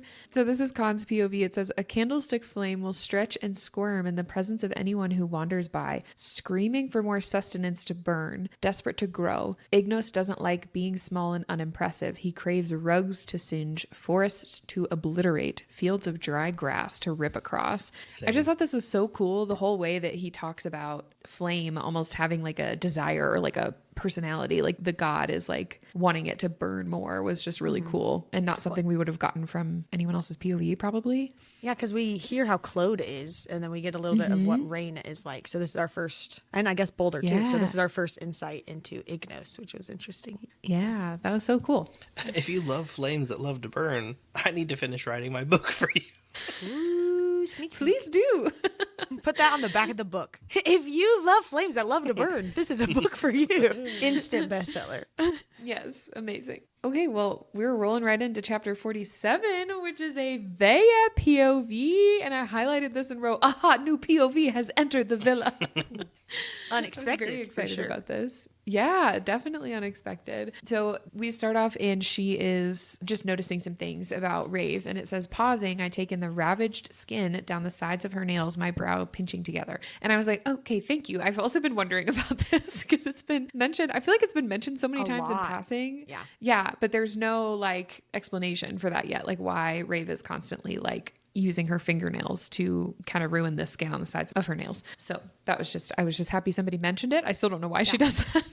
Then she's looking at her head and it says, not even a trace of the scar she would have forever worn, like a fucked up version of the diadem she once bore. And this was like a click moment for me because I was realizing that the head injury they keep referring to that's like not there, like when Con first saw her and he was like, it healed, and people seem to be really confused about that. I'm wondering if they think that, because obviously whatever they were told about her death was not true. So I'm wondering if they think that she like killed herself trying to remove the diadem, like if that's what Ostern told her, that it like drove her mad and she basically ended her own life by trying to remove it. That was the only thing I could think of in terms of like a scar that isn't there anymore, unless there really was something there and it's gone. But Yeah. Okay, so I think one of the things that we maybe forget is that when Elowen talks about her parents or like her whole family dying, that her mom, like her whole body like shriveled up or whatever because of the ether stone. So maybe this scar, or maybe like the diadem was doing that to Elowen or something, and that's what the scar is that they're talking about. Because that would, I mean, they would be direct with her saying like the fucked up version from the diadem she once bore. So it would be So the that wrinkles version start of it, I guess. at the forehead is what you're saying. The shriveling starts there. Gotta have a good, moisturizer for your face, or that's what happens. Right. But it does say the scar she would have forever worn. Like it almost sounded like if that was true, but we still don't really know. That was just sort of a clicking moment for me there. I was going to say something else about that. Oh, I also wonder if maybe that would have healed because it was before Slatra curled up with her and took her up to the sky. And if Slatra was able to prevent her from dying, then and healing that wound that was not supposed to be able to heal. What? Why are you shaking your head? What are you shaking your head for? Go on. Slatra was able to somehow give her life like that and heal her. Then I don't know if maybe any wounds that she had before she went up there would have been healed. And then the piecing back together would have happened after she came back down. Oh, I see what you mean. That's what I mean. I don't know. The boys Anyway. started doing baseball hand signals back and forth my to each other during all of that. They got some secret code. That's rude. I was also wondering here if all of these runes are maybe part of the reason her memories seem to be locked away, because it does seem like they're there, she's getting flashes of things and remembering things slowly, but I guess it would depend on who kept her in the cell or who healed her or something like that. But that was just something that I was thinking about. And then I was calcifying my Ostern theories here though with this observation that Rave has a stab wound in her heart that she shouldn't have been able to heal from, and it glows a shade of silver Agni has never seen before. So that's where I was kind of thinking about the Moonshard situation, and that was even before the Slatra part. So I feel pretty calcified on that, even though I don't really know details. And then I wrote, OMG, Vea won her own Tuca trial and has won 78 battles. Slay! I hate that she had to do that, but I love her. I don't know what she looks like, but she sounds hot, so I'm gonna go find her. She does, yeah. One of my notes was just a interaction between Pyrock and Vea where they were sort of just chatting, playing their game, and Pyrock said, "You said I was pretty," and Vea said, "Yeah, pretty annoying." And I just put the gif of someone going, "Ooh," because that's the very close family thing to do to each other. Yeah. Gotcha. That's so good. This image of Vea is literally amazing, and they just sent it to us in the group chat, so you can look at it later if you wanna need see? to. But she's freaking I wanna see hot. it now. Way hotter than I thought she was going to be. And the same artist has other ones of the other characters. Ooh. Hello. I know, it's not at all what I was picturing, but I am here for it. And we continue. Yep. And in the same conversation, Vea says to Pyrock, "If you try to pry the information from poor vulnerable Agni with your charm stick, I'll murder you in your sleep." And that took me out when she said charm stick. Oh my gosh. That's even better It's than so Pocket poetic. Python. It really is better than Pocket Python. It's pretty solid. Yeah, it is. Reference. Oh yeah, it is. Oh man. And then sort of talking about the diary, Vea says that she thinks she being Rave or Elwyn, took it to Arithia, and then thinks in her own head, "Luck, it seems, is licking my ass." And I was like, is that a thing that people say? I feel like that's, if she said it out loud, he'd be like, "Do you mean kicking?" Nobody. It's just a weird phrase. Is this a good thing? Is this a bad thing? I'm Unclear. confused. Oh my gosh. And then she just states out loud in a most clear thesis statement, "Guess I'm going to the shade, period." It's like, all right, we know what you're doing. Yeah, Here for it. got a mission. Yep. And then I just was so intrigued by the end of this chapter in Vea's POV about wanting to go find Elwyn's diary. She thinks what she did was, in many ways, completely unforgivable. Perhaps the diary will shed some light on the black hole she punched through my heart when she left without a word to me and a single pathetic note to the male she supposedly loved. There is some tea here. I'm just surprised they waited 123 years. What do you see mean? your To brother, find the diary? Yeah, you see your brother going through it, and you obviously have feelings too, because they seemed to have been friends at Yeah. least. And you wait until this moment to think, I'm going to go get the answers now. I don't know. Yeah. Maybe it was just because they thought that she was dead. I mean, she died. Just move on. So maybe it was just, there was no point then. And they were just grieving her loss, I guess. Or I don't know, thinking they would never get any resolution. But yeah, that is interesting. That takes us to another diary entry. And this is the first time that, assumedly, it's Con and Elwyn see each other. And it just says, "He looked right at me through eyes like crackling embers. And I think my heart stopped. His feet stopped too." And I was like, oh, love at first sight. Oh, I love them. They're so in love. All right, chapter 49 is a rave chapter. Thank you. And Bea is like going off in her little way. She's not like yelling, but she's very stern with Rave here and says, break him again and I'll break you. I was like, oh, what a good little sister. Look at you. She's fierce. Yeah, she is. Love it. I love her. But then after a short conversation with Rave, where Vea doesn't even tell her name, Vea starts to storm off and Rave calls out her name, Vea, which was so wild. I was like freaking out about that. And in Rave's POV, she just like waves it off like, oh, maybe I know another Vea. I was just like screaming through that whole interaction. That was so well written. She actually says, and I quote, my brain just belched in the right direction. Because apparently that's also a saying. Yeah, Luck was really licking her ass. She just got it right. Belched in the right direction on that one. There was another phrase later that I wrote, BRB adding to my phrase library. Yeah. A lot of good ones in this section. All right. So chapter 50 is another Rave POV. I'm not good at that, so I haven't been doing it, but the boys have been too slow.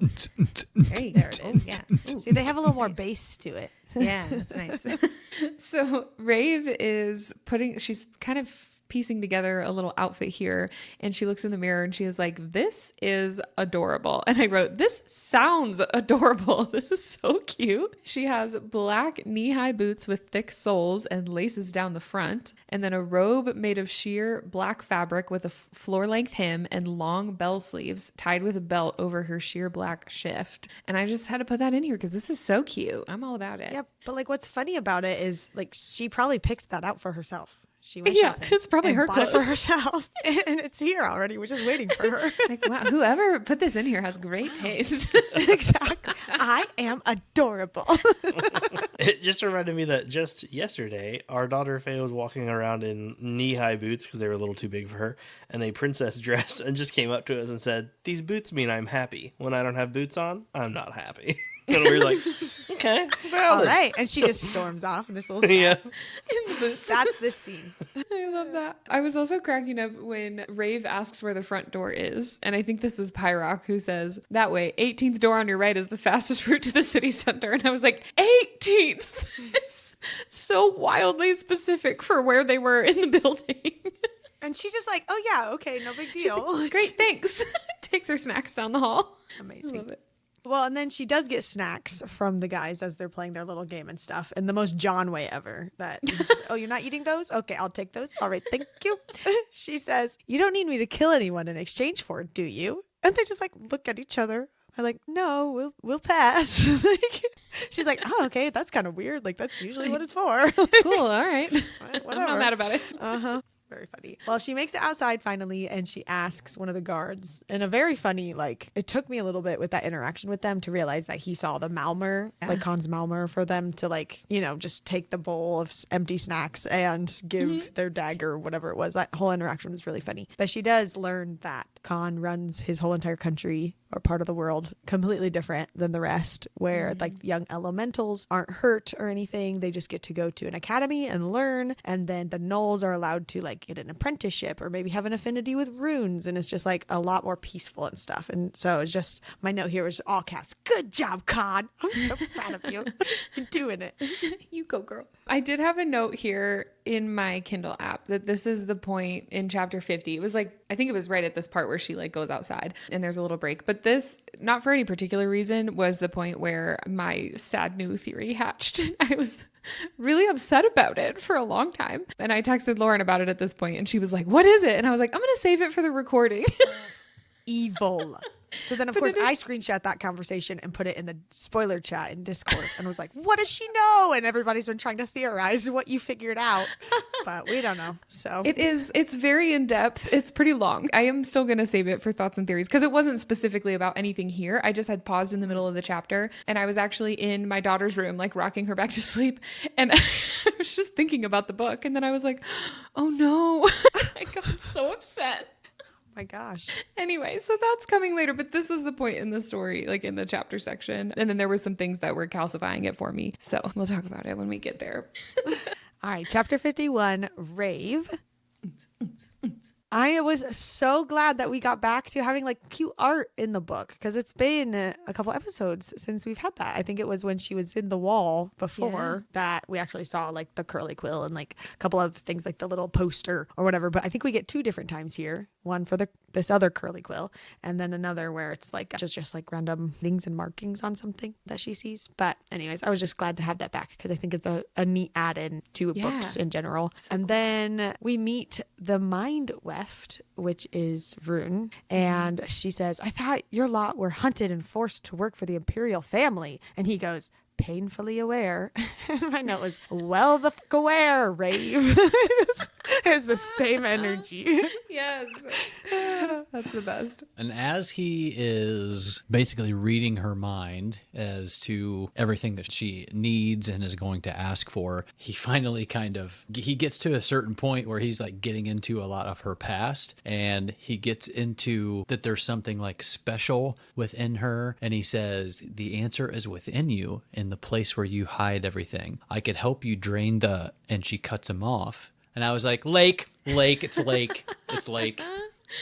Yes, I thought this was so interesting too because, like I said, I don't know if it is the runes that are locking away her memories or if it really is just from whatever injuries that she's had. But they're clearly in there. Like if he's able to still read her mind, I feel like he wouldn't be able to do that if she truly had lost them all. So that was interesting. And then he gives her a black leather-bound book with a pearly moon plume embossed on the cover. And I just wrote, this is certainly not a coincidence.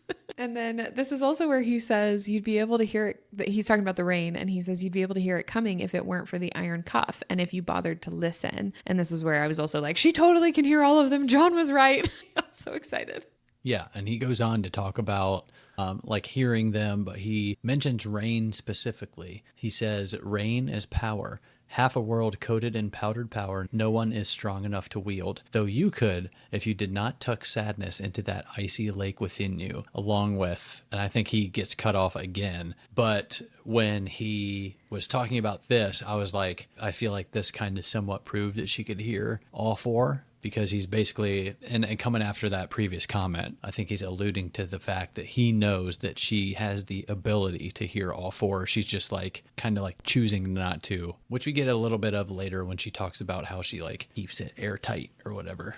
But does this mean that she could control like the whole ocean, I guess, if that's what they have? Half a world coated in powdered power. No one is strong enough to wield, though you That's could. what it sounds like. It's like, that would be epic. Well, and he says, if you did not tuck sadness into that icy lake within you along with, and I was thinking that he was referencing Slatra, like the other that is under the icy lake. But if she and Slatra were Dagamork, then maybe that could be part of it too. Like, I don't know. It could be Ignos, like, yeah, because she's currently shutting out rain in Ignos. Mm-hmm. Yeah. But then we get another diary entry next, and Elowen is talking about how she met Vea. And at the end of their first interaction, it says, Vea, quote, tucked my hair back off my face, told me she teaches combat at Droke Academy. I forgot to put that in the pronunciation guide. And asked if I'd like some lessons. The word lit something in me, and I felt more alive than I have in a very long time. And I just love Vea for this. Like, everything was just confirmation over and over again of how much I really like Vea's character. So this was just cool. And I love this for Elowen. Yeah. I love Vea, and this just made me really sad for her because we get all these like Con POVs or moments where it's, you know, sad that Con has lost Elowen and like all the stuff that he had to do with his father, but we get all these little bits of Vea's life too. Like, her father didn't want her, and this is like a friend that she made, assumedly maybe even a best friend if she's been around their family and stuff, and then she also loses Elowen and all of that. So it's rough all around for those Vagors. All right, chapter 53 is a rave POV.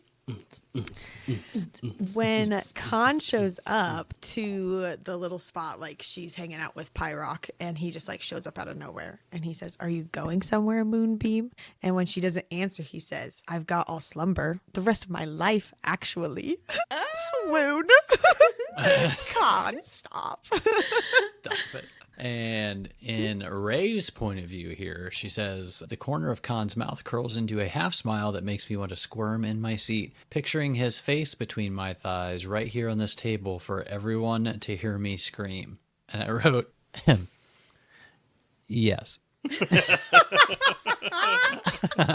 Amazing. And then she finally gets the iron cuffs off, the shackles off, right? And it says, a smile graces my lips while I relish in the melody of Claude's fluttering giggle. Welcome back, you crazy bitch. And I was kind of hoping that this was what Claude said to her, but that wouldn't make much sense. Yeah, that would have been funny. But yeah, this is what Rave says about Claude. So still pretty great. Nice. All right, well, this is setting up future turmoil, trauma, issues, plot, whatever the word we want to use, where Tramoil. they, what'd you say? Tramoil. Yeah, Mixed there you trauma go. and turmoil. Yes, where it says a war with Kadok or Tyroth will be catastrophic, but it's only a matter of time. My brothers deserve the same mercy my pa received, and it will be served. So, guess we're going to war. What? Gods of war, War were may your declared. hammer be mighty. Thank you. Nice. Please comment if you know what that's from. That's one of my favorite movies. I do, only because of you. Yay. Same. You're welcome.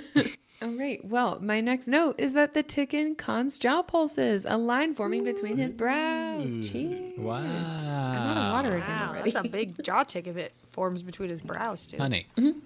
What? I'm at a higher altitude. And- I'm trying to stay hydrated. Okay. You're My out of next water note already? here is that Khan confirms that he and Raigun are Dagamork, and I just wrote, boy, now that we know this, it seems kind of obvious almost. Are you okay? Yeah, I just I read think your she note. just I'm saw. sorry. Yeah. Oh, yeah. I'm so sorry. But in Ray's point of view, it says, my eyes widen, brows rise as my heart skips a beat. Another, that explains the wield, the strength, the... And I finished her sentence and wrote, girth.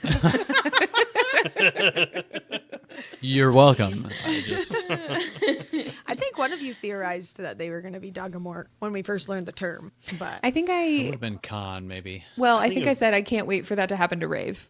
Oh, I don't yeah, think that's- I do don't remember think you I saying like that. officially thought that it was Con. I think it was John. I think for both Rave hearing everyone and the Dragonborn thing, it was one of those things where you were like, it was like, nobody's heard of that. And you were like, yeah. Sure. We're definitely going to see that. Yeah. And then in Rave's mind, like in this moment in her POV, she says, I've actually decided that his death, being Khan's, might be one of the greatest losses this world could suffer. So it's like this whole time she's like, I'm going to kill you. I'm after you. Watch your back, whatever. And now she's like turned it all around and seeing all the good that Khan is doing in the world and hopes for the future and stuff. So because he's the a big best. moment for Rave and Khan, even though we know Yes. she's also Elowen, but like True. for her and her Rave POV, literally, that's a big moment. So Yeah. And lastly, from chapter 53, Con leans forward, elbows resting against the stone, fingers sliding beneath my chin and tilting my head, forcing me to meet his softening stare. My note just says, hot. yeah, fanning myself. I love him. Wow. Yikes. Which takes us into chapter 54, another Rave chapter here. And she is talking about her internal, like, being able to block the elemental songs a little bit. And I just thought this was super interesting here. It says, grappling with my internal sound snare, I make sure it's the right tautness, that I've got the right sieve tucked over the opening, the one that allows Claude to slip through but prevents rain's frosty, snow-falling sobs from penetrating my brain, keeps her out. And I just thought this was like a great way to explain how you would kind of like taper your mind off to one while leaving it open for another. So this is kind of a cool way to explain this. Yeah. Yeah. Well, and it's also just like a really interesting world building, I guess, because assumedly this is how it works for other people. Who Everybody, are yeah. multi-beaded, whatever, Right. tri-beads, dual beads, whatever. Because she also says that when it starts to rain, she has to again check her mental snare, sound snare, and she finds no flaws, none, meaning that the song of rainfall must be different frequency than I'm used to blocking. So she's using like when it's sound snare, she's talking about like the frequency levels of things, which is just like super its own level of deep when we're talking about literal sound frequencies and how high or low you're blocking off something. And yeah, it's just a really unique and neat way to look at like a magic system or the world and stuff. Yeah. Hi, John. You're muted. That's you, Con. It's making a joke. You're muted. Sorry. This is calling you I was John. like, John's not talking. My bad. Didn't land. This was a cool moment too, because it says the raindrops forlorn whimper cleaving a crack through my chest in Rave's POV. And this reminded me of just like a few chapters earlier that she had said something about Vrun's tears, like the sound that they were making or something. So I went back and looked it up, and it in her POV in chapter 51, it said that she like doesn't want to look at him crying. And it says, not when I can already imagine the sad sounds his tears are making just by looking at them. And I thought that was kind of odd in chapter 51. And then we get here and I was like, oh, that is crazy. So that was a really cool little description too. And then, so obviously she's heard Rain before at some point as Rave and just blocked her out. But then in her POV, it also says, hindsight, my least favorite way to learn. And I wrote, same girl. And then as she's freaking out about the rain, Con like hugs her really close and he starts humming her song. And that's just so sweet. He's really skyrocketing up through the ranks. Just love him I've so been much. trying to figure out what this song is though, this whole entire time on my reread. And I think I figured it out. And I will tell you about it when we get there. And Amazing. I have a theory. I'm so excited on my reread. Wow. I'm calcifying in this Ooh, moment. yes. Look at me go. It's that one. That's the song. Yep. It's like a whole boy band comes out. Yeah. Where in the world is Carmen San Diego? Nice. And Rave's just Or like, it could be the song from It's Boys Don't Cry from SpongeBob because she doesn't like to hear their tears. No, it's the one from Frankie Valley. The big girls don't cry. That one. Yeah, or Fergie. That would work. Oh yeah. yeah, Really, for all of these are delicious. solid options, and I figured it out. So Mystery solved. thank you, John. Sorry. Appreciate that. All right. Okay, chapter 55 is another Rave POV. And they finally make it into like Con's house, I guess. It's like the place that he has above Slaughter's tomb, is I think how they described that. And she's like walking through and observing things. And she says her stare glides to a map of the world that stretches across a large curve of the wall. The yellowed parchment is littered with tiny black crosses, most of which are the south of Gore, thousands of them. And I sat here and reread the sentence a couple times because I was like, what is this pointing at? Is it like Ty Roth and is like, army movements or something? But I think this is a map of the moon shards. And this is him like trying to collect all the moon shards because there's thousands of pieces, and him like checking off when he found each one is what I think this map is, which is really insane. That's crazy. Yeah. That's how he would have had to do it. So crazy. Whoa. I know. That's Wild. nuts. Yeah. Loved yeah, him and even then- more in this moment, didn't you? Yeah. Con? You're just falling. I can see it. I'm about to cry about it. Yeah, that thought hadn't even occurred to me too. I figured it was just like a bunch of their forces, like Tyroth That's and what I was. Kadok's forces Yes. and stuff. And well, because on my reread, I'm picking up new things, and so getting that one where it was like them talking about the war plans and how that's catastrophic, and trying to figure out where's this story going, that kind of stuff. And so that's why I sat here with this one and just was like, what is this? Because they talk about how they have a tiny army, or it's like way smaller and stuff, and and I'm pretty sure, and it makes sense in being above Slaughter's tomb, quote unquote, that this is the moon map of the moon shards. Oh yeah, and that he chained it. He's like chained the doors or whatever, it's so like only he locked can off. get it. No one can get in. Yep, for sure. Right. Yeah. Wow. Okay. So he finally takes her down underground to, it says, a fallen moon plume, quote, forever tucked in a sleeping curl, head half nudged beneath the fan of a frayed membrane. Before I read any further, I was like, is it Slatra? And then as Con goes on to describe, and he literally says her name was Slatra, a rawness to his voice that I've never heard before. And I was just like, oh my God, this was insane. It was so crazy. Like, you assume that once it got colder and stuff and they were headed down, that you're like, okay, that's probably what this is. It's either going to be a fallen moon, it's going to be something that relating to Rave. So this was pretty cool. It is really cool, but it's also like, this was just so wild because we've seen the saber scythe that fell that didn't shatter. So like we know, we've seen that they preserved it or whatever, but this made me cry. I'm on the cry counter this week where it says, I trace a hairline fissure with the tip of my finger, looking up to see many more webbed across the metallic beast, proving she smashed into thousands of shards upon impact, shards that have been painstakingly pieced together in this rounded tomb. And then just hearing that there were thousands is crazy. And she says, "You did this?" I asked, my voice wobbly. "I did. Yes." And she says, "Why?" And he said, "Because it hurts knowing she's not whole." I was crying. God. This really got me. Well, it goes on to say, as she's like exploring Slatra there, it says, "Ignoring the sounds of splitting ice ratcheting through me." So this is like her inner lake, I guess. So she's ignoring the sounds of it shattering. It says, "I ease up onto my tiptoes, peering over the cleft of her wing to the small hollow it's shielding. Not sharp and jagged like the bits are still missing, but a smoothed ingress close to the tip of the beast's wide nose, as though Slatra gave her final breath, cradling something bundled within the silken tendrils of her once soft tails, shielded by her cupped claw." And then later she puts together that it was cradling me. So it's just interesting though that Slatra gave her final breath to Rave, and I am guessing that's what kept Rave alive, or however that works in the 100 years that she was up with the moon before it fell. Yeah. And what was the note that you highlighted earlier in this section? Something about, was it something you highlighted where it was like a little vision that she had? Maybe that was John, about like milky eyes and like nudging her or something. Yep. And if Slatra's eyes were white because she was blind at this point, and that was like her memory was like the little nudge of her nose, and that could have been one of like her final memories. Yep. That's so sad. So sad.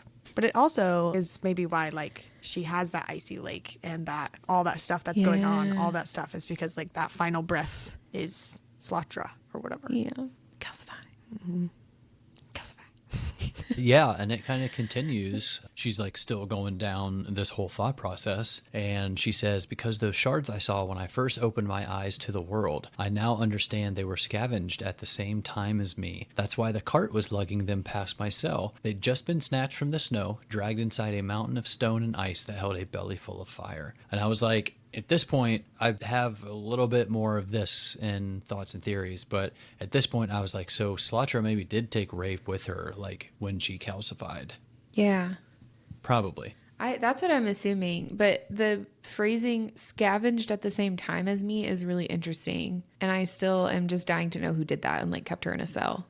Yeah. But it does seem like that. Your next note, we kind of get confirmation because Con basically says it. Yeah. Yeah. Yeah. So Con says, "I think this beast cradled you for 100 phases, breathing life back into your broken body until you both fell from the sky. I think you broke from Slatra's tombstone like a hatching dragon." And then I think she cuts him off here. But I was like, number one, when the moon hatched, because the moon fell, and he said that she broke from it like a hatching dragon. And then this also is just such a deep parallel with the Ballad of the Falling Moon. So I'm excited to see more of like how that plays into the story. Crazy. Well, yeah, so like Con is telling her this and she's trying to cut him off, and I feel like he just keeps getting more, I imagine him saying it just like quicker, or like just trying to get it like out he's even though she's trying to desperate. cut him off. Yeah, and he's like getting really desperate in this, and he says, "Because I knew a female who died tragically, whose lifeless body was sailed into the sky by an adoring beast at your back with my torn out heart in her fucking fist. Her name was Eloin. She laughed with the wind, cried with the rain. She angered with fire and bellowed with the ground. Her heart thumped with synchrony with," and then she gets like cut off again and stuff. So yeah, we get so much in that though. Like first of all of his emotions and stuff, but he says laughed with the wind, cried with the rain, angered with fire, bellowed with the ground. So to me, that's confirmation that she has all four. Yeah. Yeah. Even if we haven't seen her talking with Ignos, but we do get from Rave like really early on in the book where she's like scared of fire and like being burned again and like all of these things that she has. So clearly something happened with Ignos or with at least fire somehow, that she's obviously keeps pushing that away.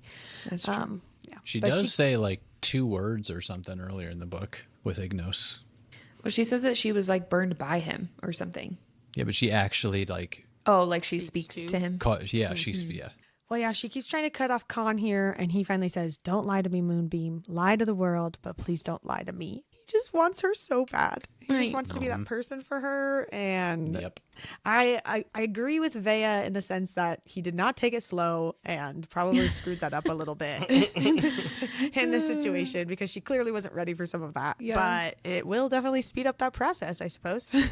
Yeah. Doesn't that nickname mean so much more now, too? A little piece of light that fell from the moon. Oh, that is so cute. That is cute. Oh my gosh. But she, obviously is not ready for some of this and snaps at him. And she says, saving my life, dragging me away to your big, bright kingdom where everybody fucking loves you is not going to reincarnate her. I'm not yours and I never will be. And this sucks so bad because from her perspective, this is totally fair. Like she doesn't remember this stuff. But I also just feel so much sympathy for Con because he's like, because he knows and I think there's a lot more that she doesn't know yet about, her life before. And he's just like, he just like wants her to understand so badly. And I just feel for both of them so much. And then I freaking cried again.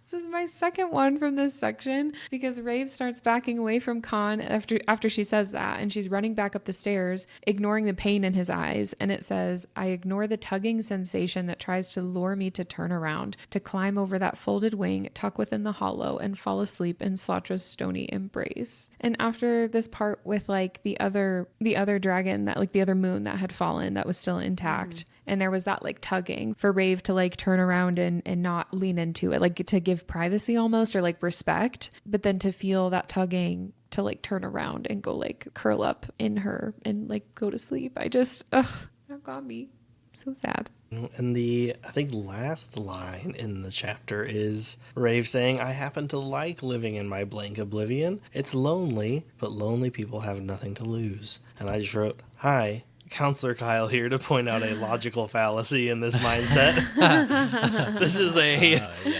false dilemma mindset that assumes two conditions, like having connections means you have something to lose, and being lonely means you have nothing to lose. But in reality, lonely people can still have things to lose, like self-worth or opportunities or material goods or potential or future relationships. And she's oversimplifying the spectrum of loss to like an all or nothing binary. But the interesting thing that I actually love about this mindset is like, is the possibility of losing something or never having it at all the same thing as losing it? Because like technically you can't lose something you never had, but if we avoid risk in the first place because what we might gain could matter so much that the thought of losing it feels unbearable, then you might find yourself in sort of a constant state of loss even though you don't realize it.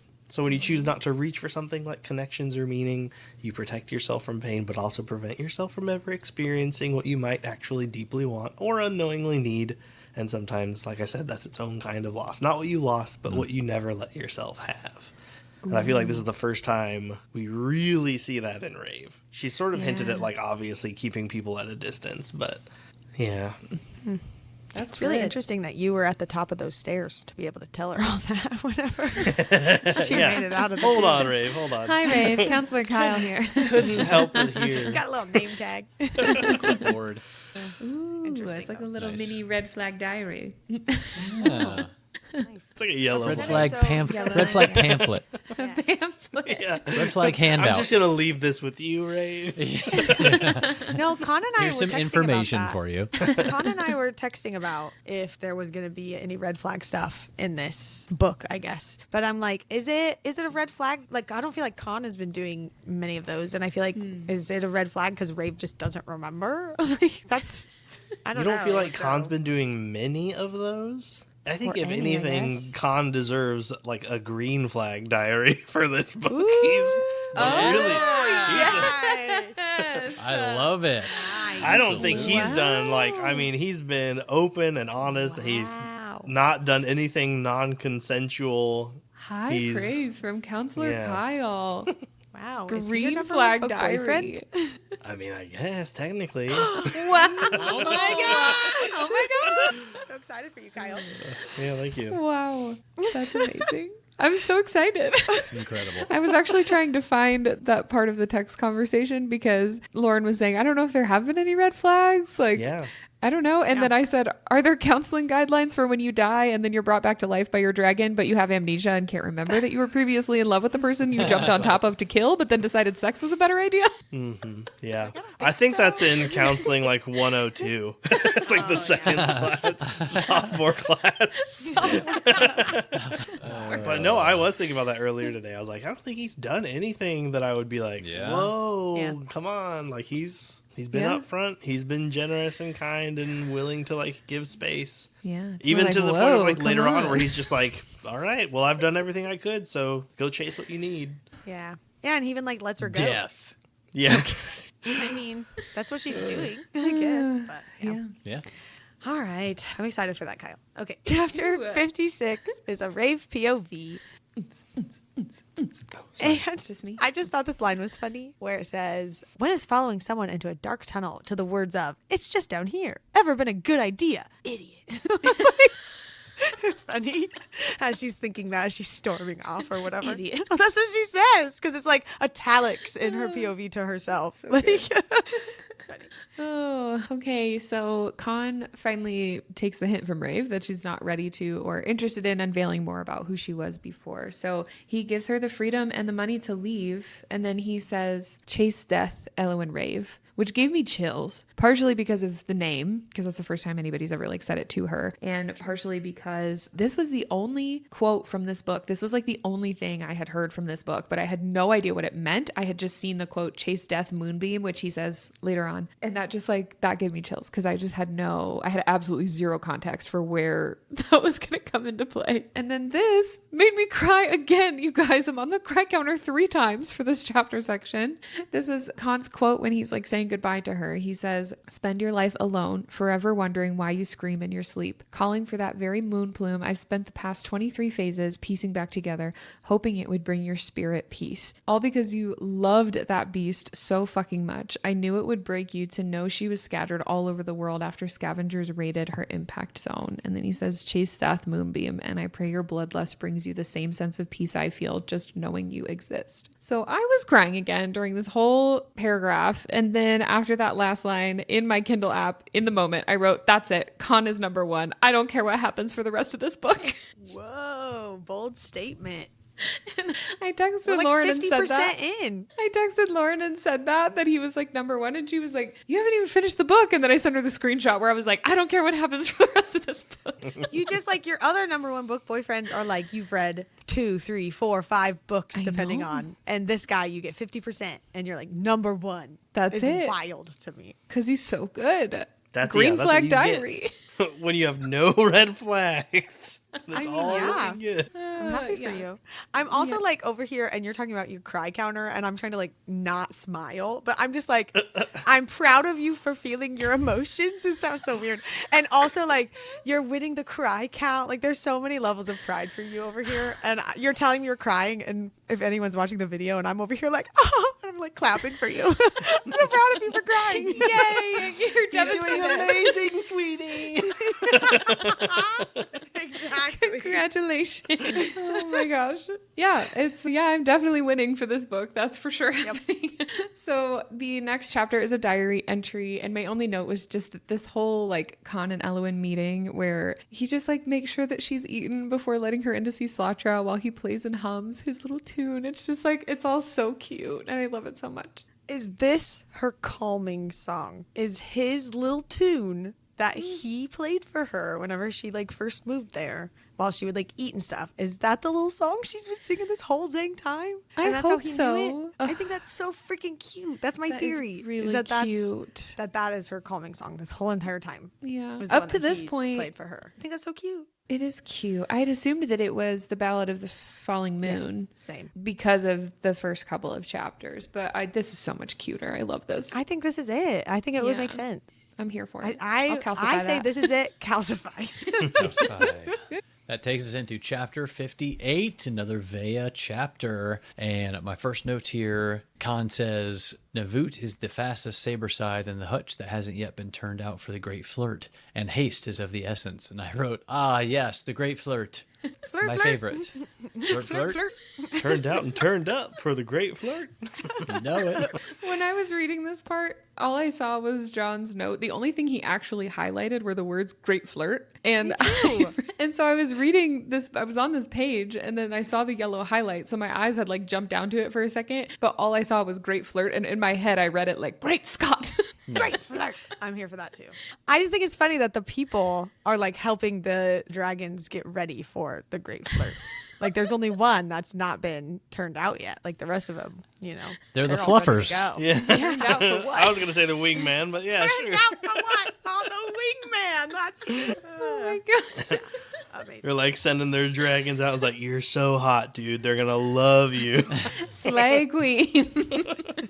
Do a few push-ups. Just get your muscles going, Get a nice glisten. Oh my gosh. My next note was another note about how much I love Vea because she's talking to Con after he tells her that he took her to see Sladra. And she goes, "You said slowly ease." And he goes, "I did." She said, "This is not that." He said, "It's not." And she said, "I'm assuming by your general demeanor that she didn't throw herself into your arms before the corpse of her dead dragon and thank you for the missing piece of her mind puzzle." Oh, I love her. I love that we get her She's the POV. So Well, and good. she's just like, their relationship is everything too. Yes. It's just super cute. And yeah, she's still talking to Con here. They're kind of just going through like how the risk that they're taking, like letting her go basically. And Vea says, where there's a big chance she'll eventually be recognized by either of the twins, both of whom have access to a certain tool, perfect leverage to fold her into submission once they blow the lid off that jar. Lovely. And I wrote, what's the tool? Charm stick. What it do? A charm stick. Ayo. I put the gif in here from Shrek of Donkey like jumping up and down going, "Oh, pick me," because I think I know. But I hadn't decided yet if I thought you were saying that was like the tool was like they were going to. Donkey. I was trying to be like, what? I was trying to figure it out. I don't know. no, because I think I know what it is, but I wasn't sure at this point when I put this gif in here if I was going to give my theories at the beginning of the episode or wait until the end. So I'm still going to make you wait for Okay. one more chapter. Sweet. Love that. Yeah, but Con says here, "I can't just fluff around here when there's shit to do." This was my BRB adding to my phrase library for this episode. They are fluffers then, John. You were right. He doesn't have the time That's to right. run. Can't just fluff around here. It's funny. But even Vea like gets back at him with like, that sounds like a convenient excuse to run away. I was like, oof, get him, girl. Tell him. Because he was going to go away for 30 phases or whatever, 30 Aurora cycles. Like he was Yeah. going to go away for 30 days. I was like, dude, this is not the time for that. Come on.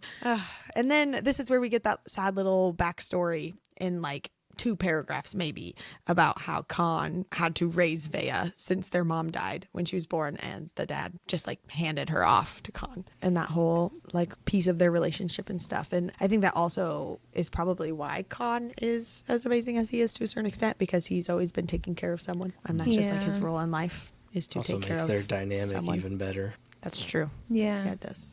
Yeah, and it does seem like that's such a big part of his personality and like his character is how caring he is and how much he looks after the people in his life and loves the things that they love. Even just like the little mention when they were flying into the stronghold of how there were the black flowers everywhere because they were his mom's favorite, and like his dad always would have them cut down, but now that he's gone, Con like lets them grow freely just because she loved them. And they were also they've been mentioned a couple of other times too, but just those little details are things that I really love about his character because that's just like who he is. It's very sweet. And then my last note from this chapter is Vea's POV. It says, eventually he'll have to tell Elowen what Pa somehow accomplished that terrible slumber over an eon ago when her life came crumbling down when she woke to find her entire family poisoned to death. And I wrote here, I forgot that we didn't actually know this yet because it was so calcified in my head that Ostern had her family poisoned. So calcify. This is our proof. Calcify. Really sad, but I feel vindicated. Calcify. All right, our last chapter, chapter 59, is a Rave POV chapter. Bring us home, Lauren. And I know, I was shocked when I got here and none of you had written your notes. I even texted Con, like, did you guys finish your notes? Because like there's no chapter in a reread where I should be having the entire chapter worth of notes, but here we are, chapter 59. So here we go. 59? Sure. This is when Rave goes through the little jungle path and finds this little cottage, I guess, out there in the middle of nowhere, and notices that it is a couple's home packed with relics of their love. And I was like, oh my God, I totally know what this is. Like first read, I was like, I know where this is going. But something I thought was super interesting in this, and I think this is why I was surprised Con didn't have notes on it, is because we get this like interesting look at the gods being super pro. I wrote Elowan or maybe Kaluin. I like Kaluin. Con Elowen, because she like notices that this is like somebody's home, and she was like, oh, I shouldn't be here. So she like turns around like she's gonna leave, and she says that Claude nips past her ear on a whip of wind that swirls up and says like, come see. And it's not often that Claude will speak to her directly. She's too wild and aloof to maintain any semblance of honed, sturdy presence. So it's interesting that Claude specifically was like, no, like, I want you to keep going, you know, and didn't just like let her turn around and walk, because Claude is usually so wild. And then also she opens herself up to Boulder's song, deciding he's more likely reliable in situations like these, though all I hear is a low droning hum that pours me full of warm, heavy sense of peace, contentment, similar to the sound he made in Salatra's tomb, which we didn't really talk about whenever she was going down, that she like that Con told her like, no, listen, and he knew that Boulder would be like, no, this is where you should be and stuff. So it's just super interesting that at least these two gods are so pro her figuring all of this out, I guess, but also like, I guess in my head I think it's just cute because it's the relationship part, but I'm sure there's some bigger world building there that they care about, but I think it's cute because they're in love. I love this note. This is a great God's Watch. I know, it's such a good God's So Watch. proud.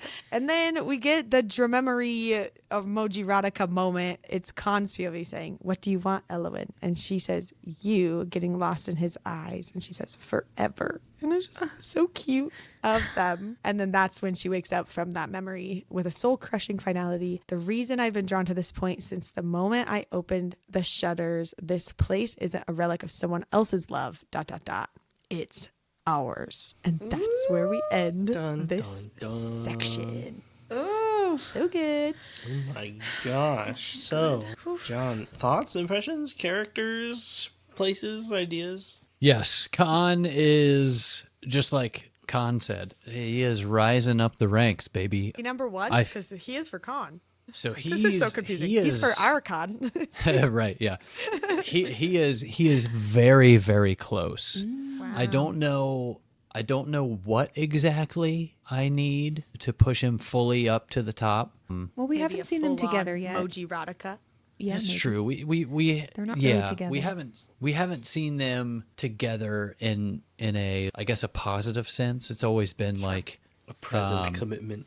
yeah, you know what I mean? Yeah. The enemies before the lovers part. Yeah, right. So when I see them, once she hopefully comes around, yeah, I don't know, man. But yeah, he's very close. He's very close up there. Like I said before, the whole inner circle, I'm like, I love it so much. I really hope we get some action from all of them, whether that's in like some wartime or, I don't know, fighting some dragons or something.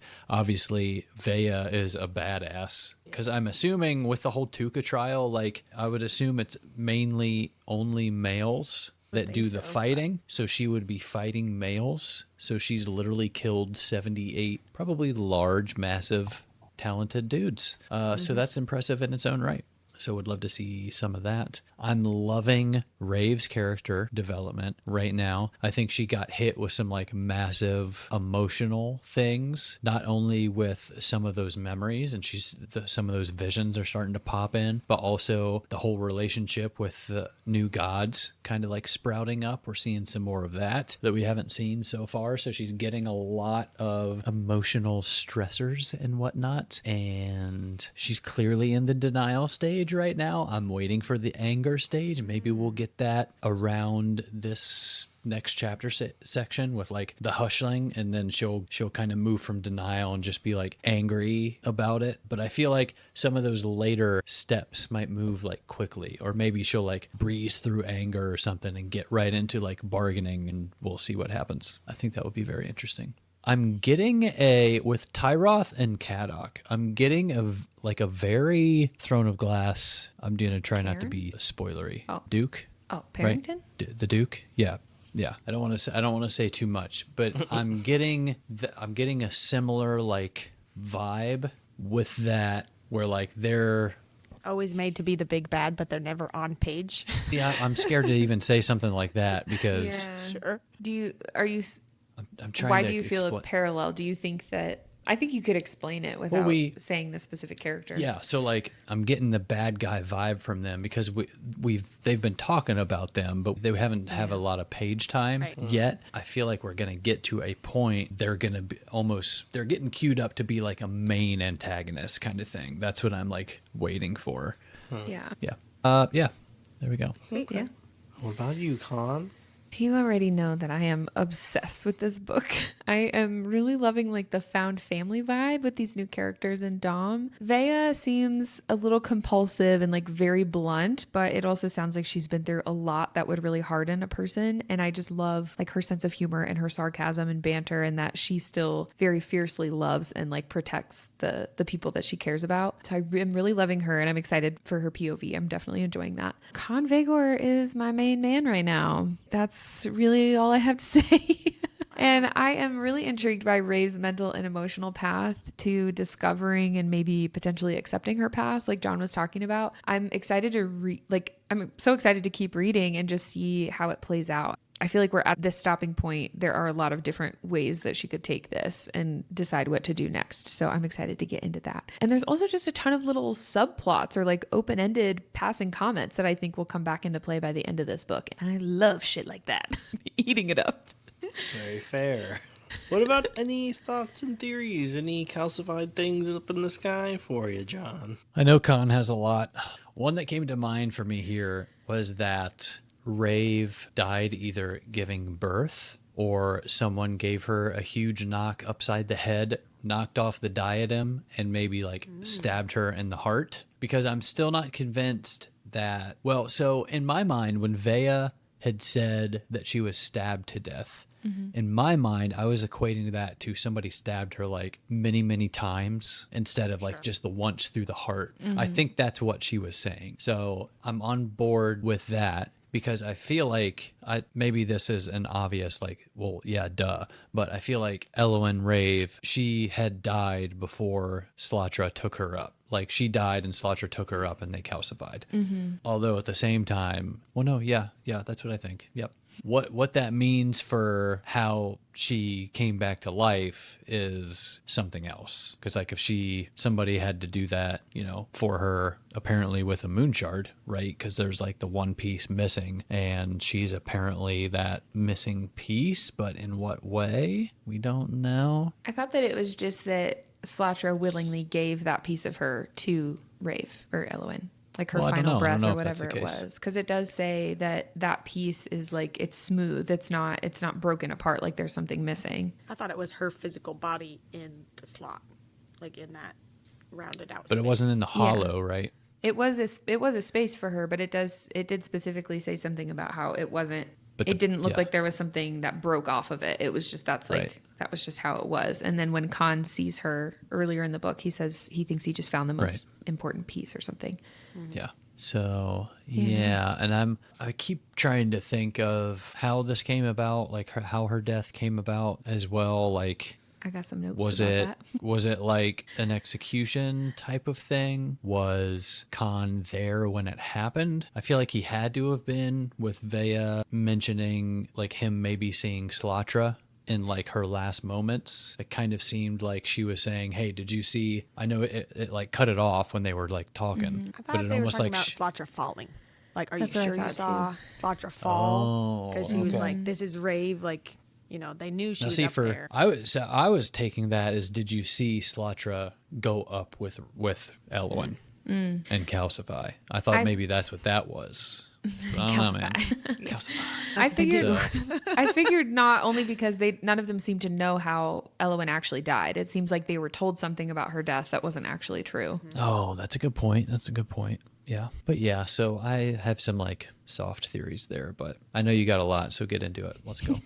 I have a whole lot of theories this week, so I typed them in another document. Nobody's actually seen this yet. I just needed to like organize my thoughts, and it's pretty long. I'm so sorry. It's very intricate. So here's what I have right now. Oh, this is also what I was referencing that I started thinking through in chapter 50, and it made me really sad, and I almost cried. So I'm going to detach my emotions from this for now. But I feel like if this is true, I will also probably cry again because I'm pretty sure I'm right. So I think Elowen had a child before she died. I think Austern blackmailed her by threatening or harming Slatra or Con's life, and maybe Vea too, if they were that close. I think he forced her to go be with Tyroth long enough to secure him as a king and produce an heir, maybe even promising her freedom afterward, and then stabbed her through the heart as soon as she gave birth so that he didn't have to fulfill his end of that bargain or whatever that looked like. Before I continue with the second half of this theory, my reasoning is that line in chapter 45 where Con says there's someone out there who needs her more than any of us do, and it's not our fucking brother. That was one of the strongest things that made me think that she had a child, because I couldn't think of anyone else that we knew of that would fit that mold. Like, that didn't really make sense to me. And then during and after the Tuca trial, Rave has a very strong emotional reaction to the thought of being forced to reproduce for the sake of peace, understandably. But she says things like, I'd rather die than be forced to bind with him. And when she's reflecting on like, oh, this day's so great, nobody called me Kolu or ordered me to stay and breed some world-saving offspring. So I do think she had a child, and I think that child was Kazari. I think it would explain why Kazari has been wearing the Ether Stone since she was a baby. And I think that we were theorizing about Dothea being pregnant in one of the earlier diary entries, and we were thinking like, oh, that's probably Kazari. But I think that it may have been Kazari's brother, which was like a random prince that was mentioned earlier in the book. I think his name was like Turin or something. So I think the timeline could still line up if they were born like around the same time, but I'm not 100% sure if the child was Tyroth's or if Elowen was already pregnant by Con and they decided to pass Kazari off as Haddock and Dothea's daughter because Tyroth either didn't want her or like the timeline of her pregnancy wouldn't have aligned with their marriage, because there's nothing in the book that says anything about Tyroth having a child. It like says that Kazari is Dothea's, but I do have a lot of very solid receipts about why I think it's Kazari based on chapter 13. So just go back and read through all of chapter 13 if you want those, because they are in there. There's a lot. But yeah, based on Rave's response during the Tuca trial, I'm leaning more toward Kazari being the daughter of Elowen and Tyroth, and that was like more of a forced situation. I still think Kazari could have been the one to send Rave the parchment lark that said, I need you, either on a hunch that she was alive after finding and reading Elowen's diary maybe, or just because she really needed her mom, which also made me very sad. But after this last chapter, I could also see it having come from Con because of the like pre-made parchment larks that were sitting on the table in their home. I don't know if that was something that maybe after he saw Slatra fall, I don't know if he had maybe an idea that she might have been alive or was just missing her or something. So I could see that maybe having come from either of them. So anyway, because of all of this, I do believe that Kazari will play a major role in this series. In chapter 13, we learned that she can understand Kalis. She wants to free him and she's in love with him. And then in chapter 40, we learn that Rave's offspring, based on this like prophecy, will, quote, tether moons to the sky and bring great peace. So I don't know what any of that means yet, since they think Kalis being trapped is what's keeping the moons in the sky. But I am very excited to find out. And I do think she will free him at some point. And that's the end of my typed document. Wow. You even like went back and reread the whole book. I just reread chapter 13 because I wanted to see what he said to Kazari, but there were things about how like Con said to her that like her ma wore the Ether Stone and her ma before that. And that was Dothea never wore it. So I feel like it makes sense that that was Elowen and like her mom. So there's a lot in there. So definitely go back and reread chapter 13. Dang, you wrote a whole essay. Good job. I did. Oh my gosh. I'm glad I got that off my chest. So proud of you. Thank you. That takes us to the cry counter, where our current reigning champion, Con, is solidifying that lead. Calcifying the For lead. another series. Yes. So I've only cried once in episode 1, and that was for Essie. I was really more for, I guess, whenever she sent Nee back. It was more for Rave in that moment. And Con, where you at? I've cried 5 times. We're not even done. You cried 5 times about the book. How many times did you cry writing your own theories that you've calcified in your head? I didn't cry writing those, but I almost cried when I first started putting all of it together in my head. And I think part of it was because I was literally holding my child while I was thinking about it. That makes sense. And it just made me emotional. Wow, 5 times? I'm so proud of you. Dang. No, it was 2 in episode 1 and 3 from this one. Wow. Hard hitter. Yeah. Well, next week we'll be diving into chapters 60 to 78, so come prepared with your reading done and your theories calcified. If you'd like to discuss, speculate, or share your reactions with fellow listeners, join our Discord community through our Patreon. We've created organized, spoiler-free, and spoiler-friendly channels so you can participate at your own pace. And don't forget to follow us on Instagram and TikTok for exclusive content, behind-the-scenes updates, podcast news, and merch announcements. And of course, head on over to BetweenPagesAndFriends.com for Patreon perks, our newsletter, and to open up your mind to our own elemental songs. Don't worry, we'll be gentle. Till then, stay wordy, stay nerdy, don't stress, and stay blessed. Stay blessed. Stay blessed. Also, drop a comment for which of the elemental songs you think all of us would represent. Just thinking that. I was just thinking that. I can already tell you. Gosh.